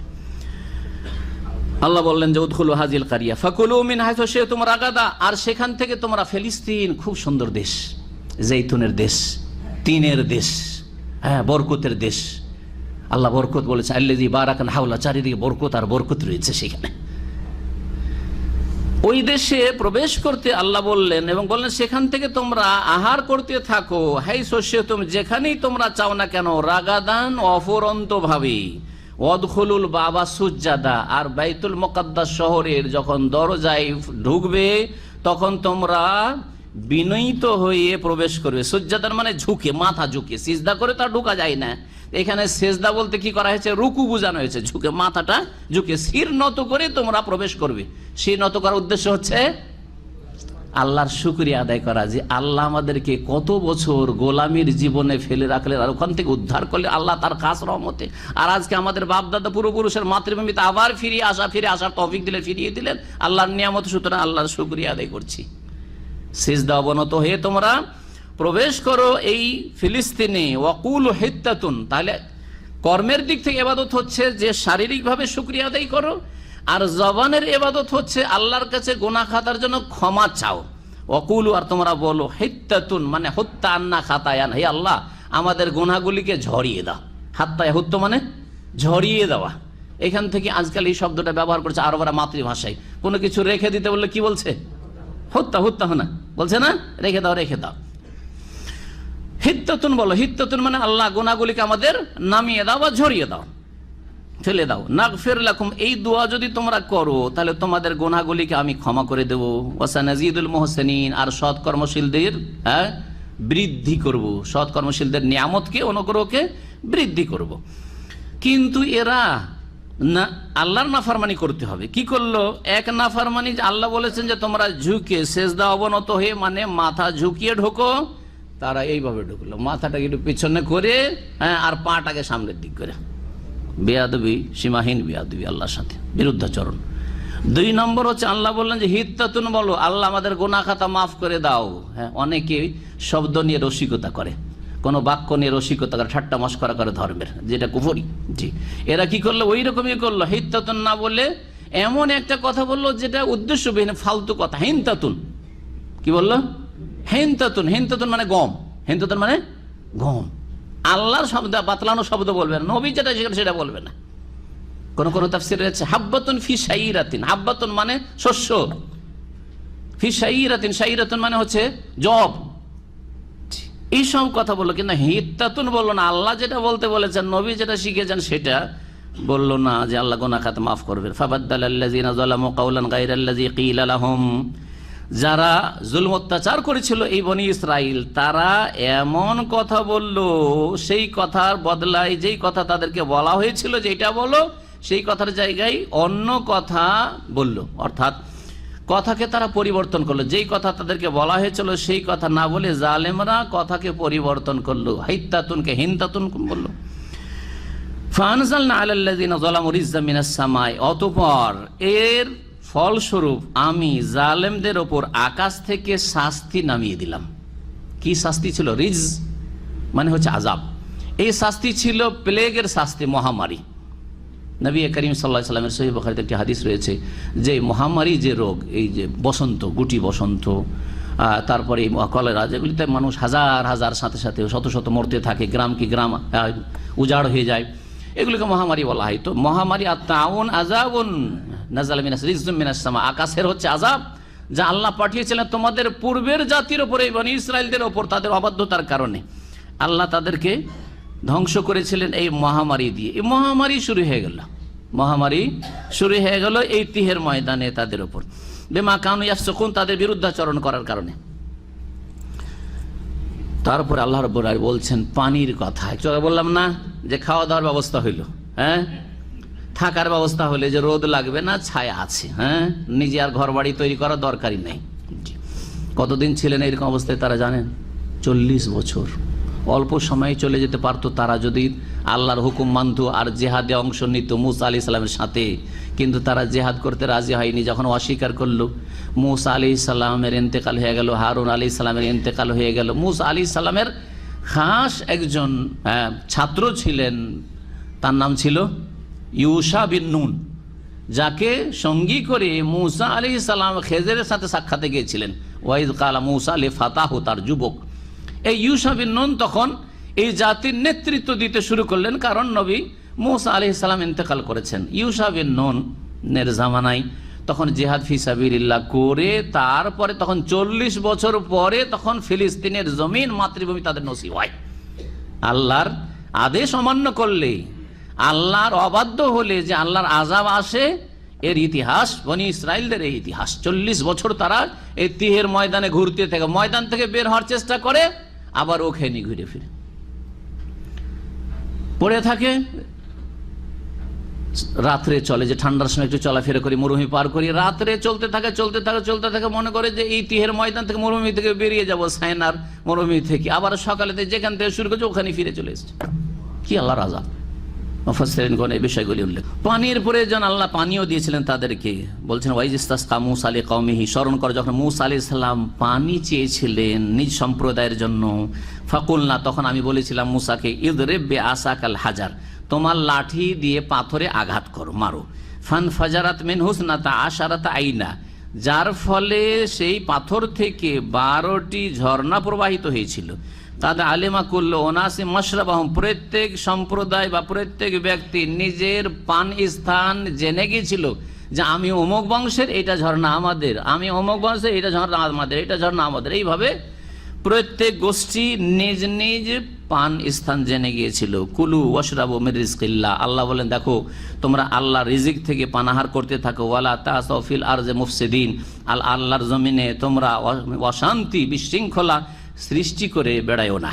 যখন মান্না সালোয়া ডেলি খেতে হয়, বিরক্ত হয়ে গেল। বিরক্ত হয়ে এখন মূসা আলাইহিস সালামকে বলল যে মূসা, ডেলি একরকম খাবার খেতে পারবো না। ওয়াইজ কুলতুম, স্মরণ করো হে বনি ইসরাইল, কুলতুম, যখন তোমরা বলেছিলে ইয়া মূসা, হে মূসা, লান নাসবিরা আলা তাআমিন ওয়াহিদ, আমরা এক খাবারের উপর ধৈর্য ধরতে পারবো না, ডেলি একরকম খাবার খেয়ে আমরা থাকতে পারবো না। ফাদউ লানা রাব্বাকা, তোমার প্রতিপালকের কাছে আমাদের জন্য তুমি দোয়া করো। আদব না বেয়াদব?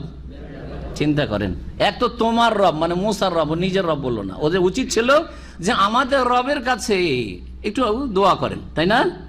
ঠিক আছে, আমরা একরকম খাবার খেয়ে আর থাকতে পারছি না, খুব বিরক্তি, আমাদের রবের কাছে একটু দোয়া করেন, দোয়া করে দেন আমাদের জন্য। বলতে পারতো কি না? রব্বাকা ইখরিজ লানা মিম্মা তুমবিতুল আরদু মিন বাকলিহা ওয়া কিসাইহা ওয়া ফুমিহা ওয়া আদাসিহা ওয়া বাসালিহা, আপনার রব আমাদের জন্য উৎপাদন করুক। মিম্মা তুমবিতুল আরজু, হ্যাঁ, যা কিছু জমি থেকে উৎপাদিত হয়, যেমন মিম বাকলিহা, শাকসবজি, বিভিন্ন রকম শাকসবজি খেতে চায়। বাকলে যে কোনো শাকসবজিকে বলা হয়, সবজি শাক সব সামনে। ওয়া কিসাইহা, এবং কাঁকুড়ি, আপনারা কি বলেন? কাঁকুড়, হ্যাঁ, কাঁকুড় বলেন না কাঁকুড়ি বলেন? কাঁকুড়। ওয়াকিসাই ওয়াফুমেহা, এবং হ্যাঁ, ফুম মানে কি? রসুন। একটি তাফসীর হচ্ছে ফুম মানে সুম, সুম মানে হচ্ছে আজকাল সাদিয়া রসুন, তো ফুম মানে হচ্ছে সুম। আর আরেকটি তাফসীর করেছেন কোন সালাফগণ, ফুম মানে হচ্ছে গম, আমরা গম চাই, গমের রুটি খেতে চাই, এসব ডেলি হালুয়া আর এই গোস্ত খেয়ে থাকতে পারবো না, ফুমিহা। ও আদা সেহা, আর কি চাই? ডাল খেতে চাই, বিভিন্ন রকমের ডাল চাই। ও বাসালেহা, আর পেঁয়াজ খেতে চায়। পেঁয়াজ যেহেতু বর্ণনা করা হয়েছে, সেই জন্য কেউ বলেছেন যে বাসাল পেঁয়াজ যখন বলেছে তো ফুম মানে হচ্ছে রসুন, পেঁয়াজ রসুন খেতে চাই আর ডাল খেতে চাই, এই সব খেতে চাই, মানে রকমারি খাবার চাই আমরা। কালা মূসা বলে আতাস্তাবদিলুনাল্লাযী হুয়া আদনা বিল্লাযী হুয়া খায়র, যেটা তোমাদের জন্য উৎকৃষ্ট ছিল, নাকে তেল দিয়ে ঘুমিয়ে আরামে বসে খেতে পাচ্ছিলে, ওইটাকে বাদ দিয়ে অন্য কিছু তার বদলে তোমরা চাও। ইহবিতু মিসরান, তাই যদি হয় তোমাদের ডিমান্ড পুরো হবে, কিন্তু যে কোনো তোমরা শহরে বা যে কোনো গ্রামে নেমে যাও, এই মরুভূমির এই তিহের ময়দানে থেকে ফিরি খেতে পাবে না, এখানে কোত্থেকে এগুলো হবে?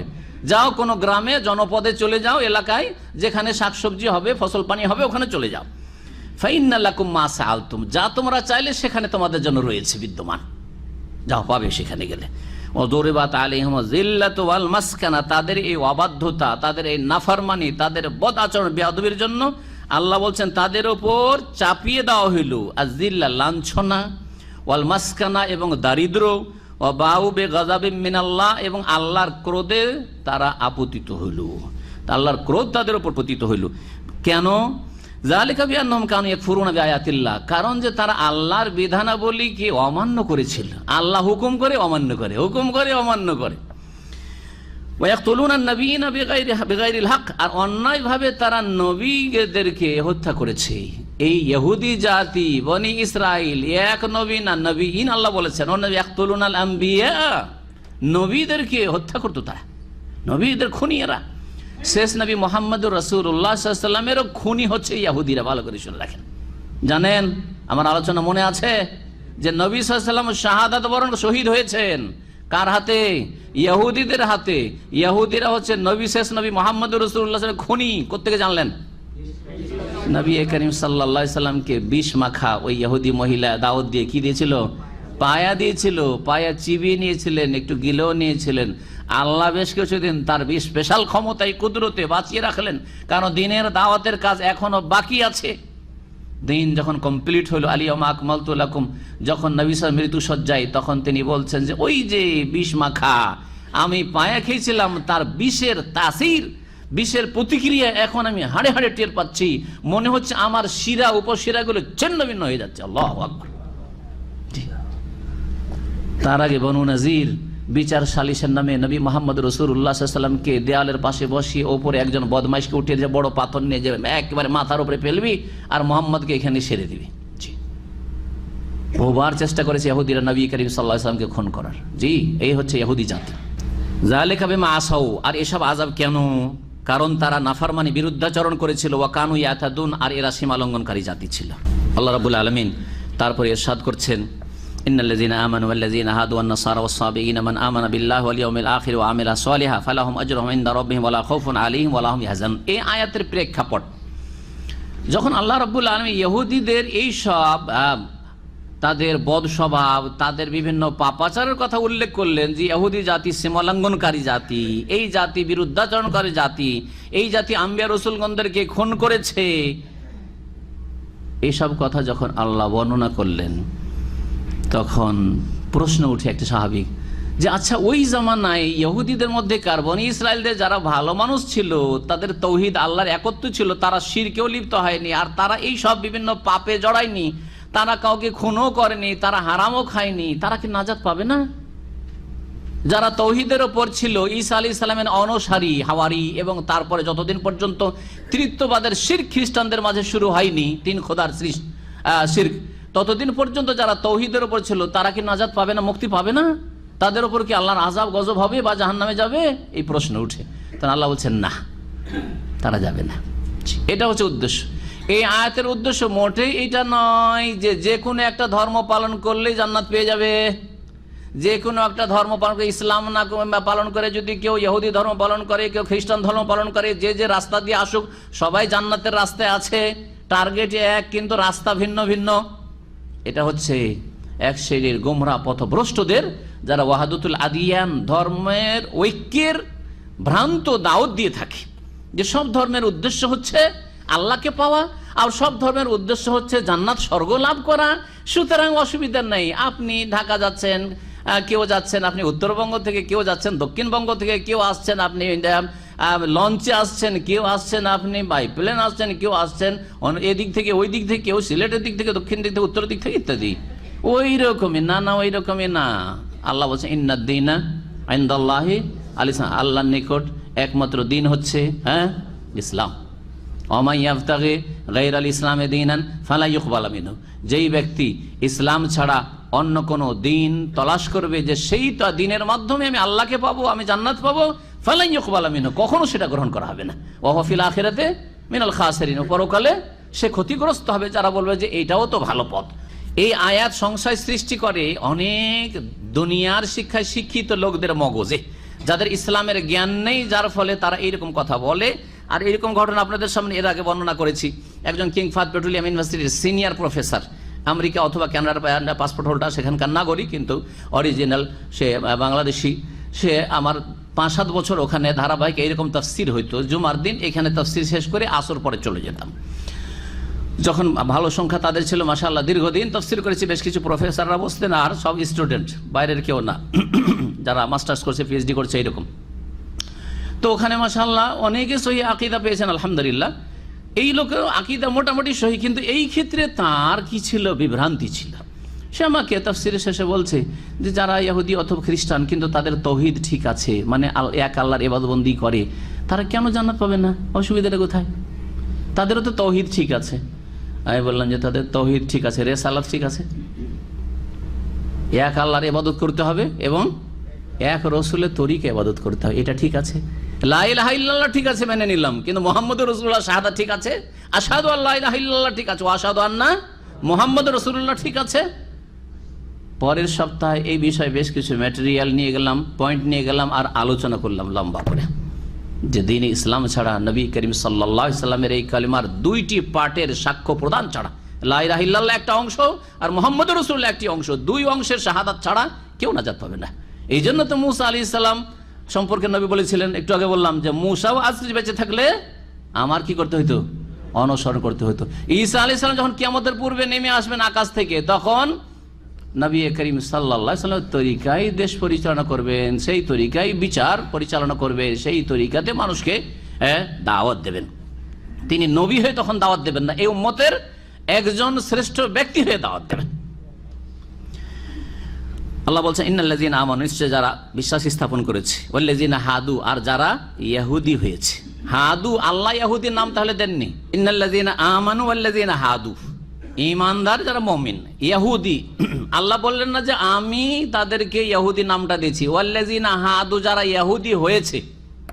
হাদা ইয়াহুদ মানে ইহুদি হয়েছে, তাহলে তারা ইহুদি হয়েছে। তো ইহুদিদের নাম ইহুদি কেন, এই নামকরণ?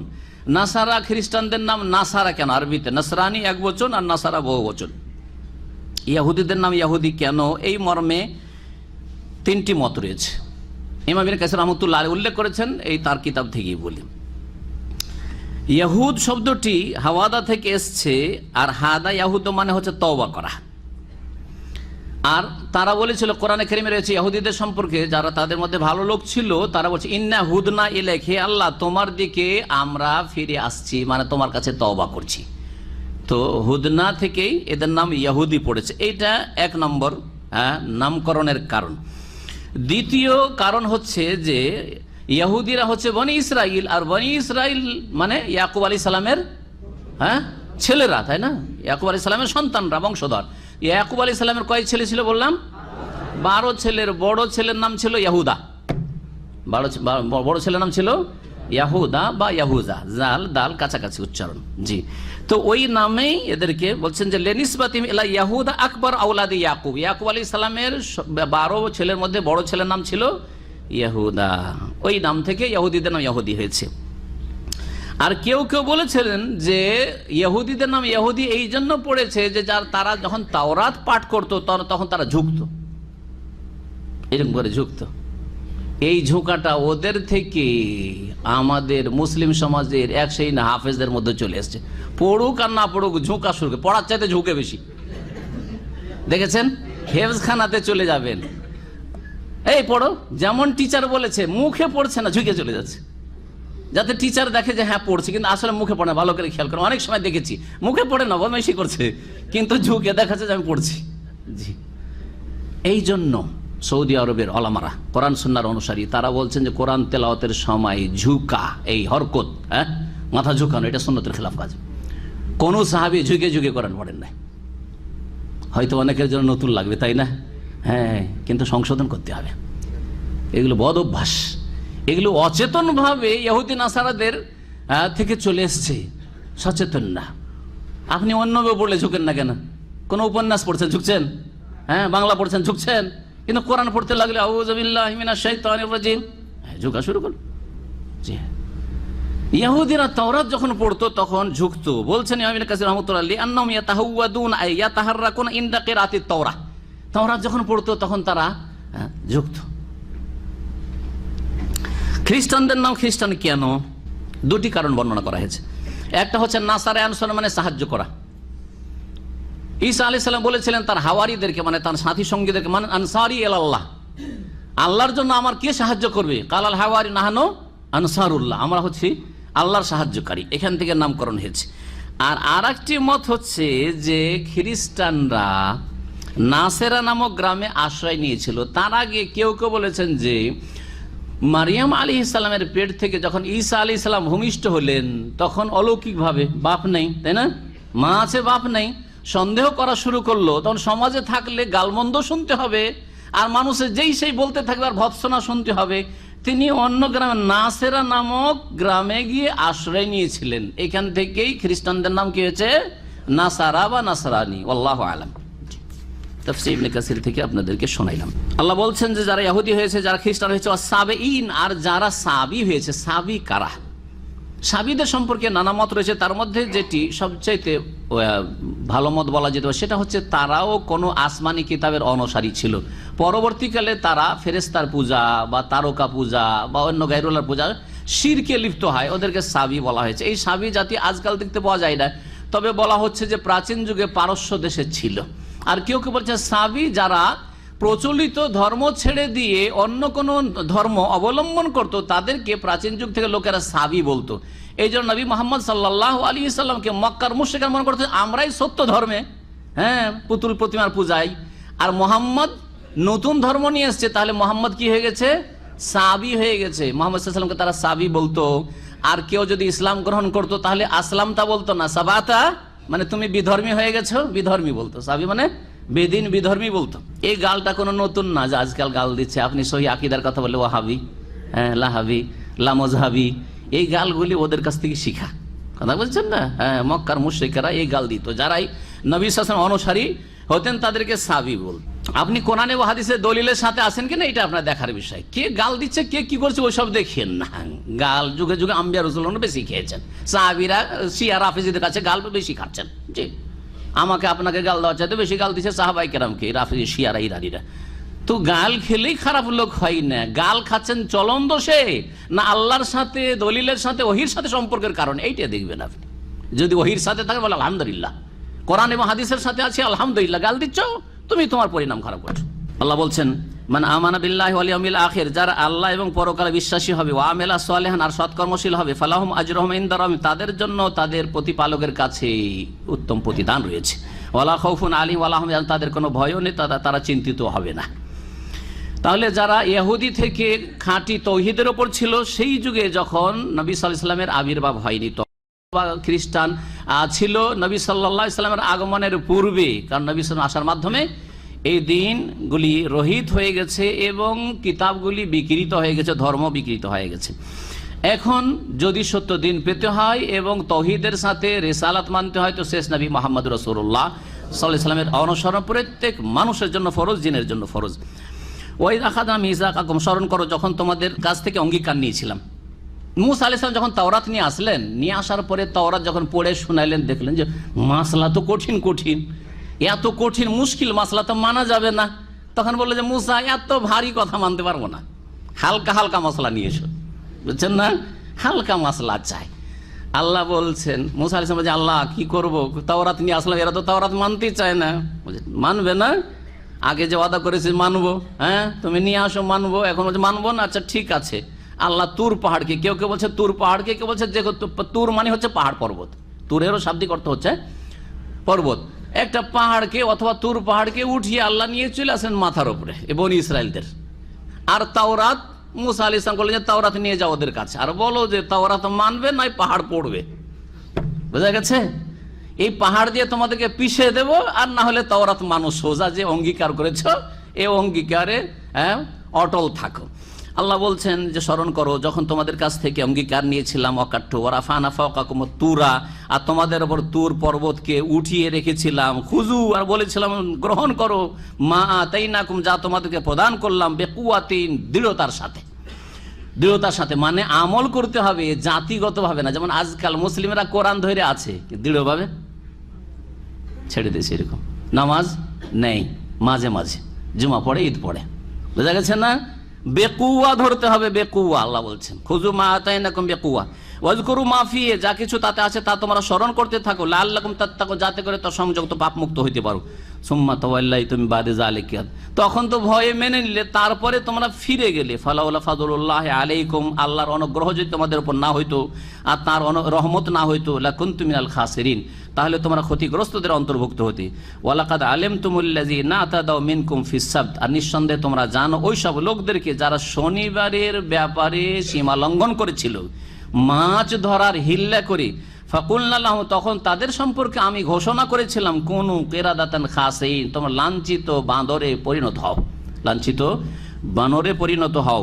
ফাজআলনাহা নাকালাল লিমা বাইনা ইয়াদাইহা ওয়া মা খালফাহা ওয়া মাউইযাতাল লিল মুত্তাকিন, অতঃপর এই সব লোককে বানর বানিয়ে আমি তাদেরকে সেই সময়ের লোকদের জন্য, সমসাময়িক লোকের জন্য এবং পরবর্তী লোকেদের জন্য দৃষ্টান্ত রূপ করে দিয়েছিলাম, শিক্ষণীয় করে দিয়েছিলাম, শিক্ষার দৃষ্টান্ত রূপে করে দিয়েছিলাম।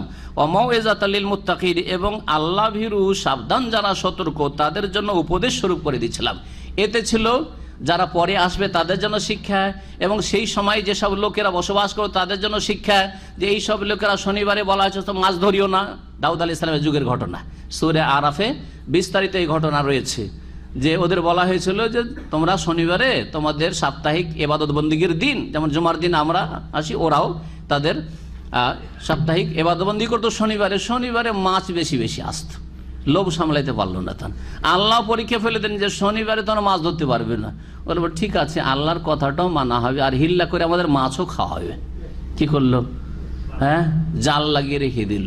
হ্যাঁ, অথবা বা বিভিন্ন রকম রিওয়ায়াতগুলি রয়েছে, শনিবারের দিন জাল দিয়ে ঘিরে দিল যাতে করে মাছগুলো আর না পালাইতে পারে। বা শনিবারের দিন করলো কি, বাঁধ দিয়ে রেখে দিল, যে মাছগুলো এসে বাঁধ দিয়ে রেখে দিল আর পালাইতে না পারে, সাগরে নামতে না পারে। কেনারা এসছে তো কেনারাতে বাঁধ দিয়ে রেখে দিল। আর একটা তরিকা কেউ করেছিল, যেমন কিছু রেওয়ায়তে রয়েছে যে ওখান থেকে কিছু গর্ত খনন করে, ওই সাগর থেকে কেনারাতে এসছে, শুকনো জায়গায় একটা গর্ত খনন করে একটা নালা করেছে, ওই নালা দিয়ে ওখানে একটা গর্ত খনন করে রেখে দিচ্ছে। মাছগুলি তখন যেদিকে পানি পাবে ওইদিকে যাবে, এই গর্তে ঢুকে পড়েছে। আর মাঝখানে যে সরু বা চিকন যে আপনার খনন করেছে ওটাকে দিল বন্ধ করে। রবিবারের দিন সকালবেলা মাছগুলি ধরে নিল। এক কথায় হিল্লা করে শনিবারে ধরবো না, কিন্তু ঘেরে রেখে দেবো, রবিবারে ধরে নেব। বোঝা গেছে হিল্লার জন্য আল্লাহ কি করেছেন? বানর করেছেন।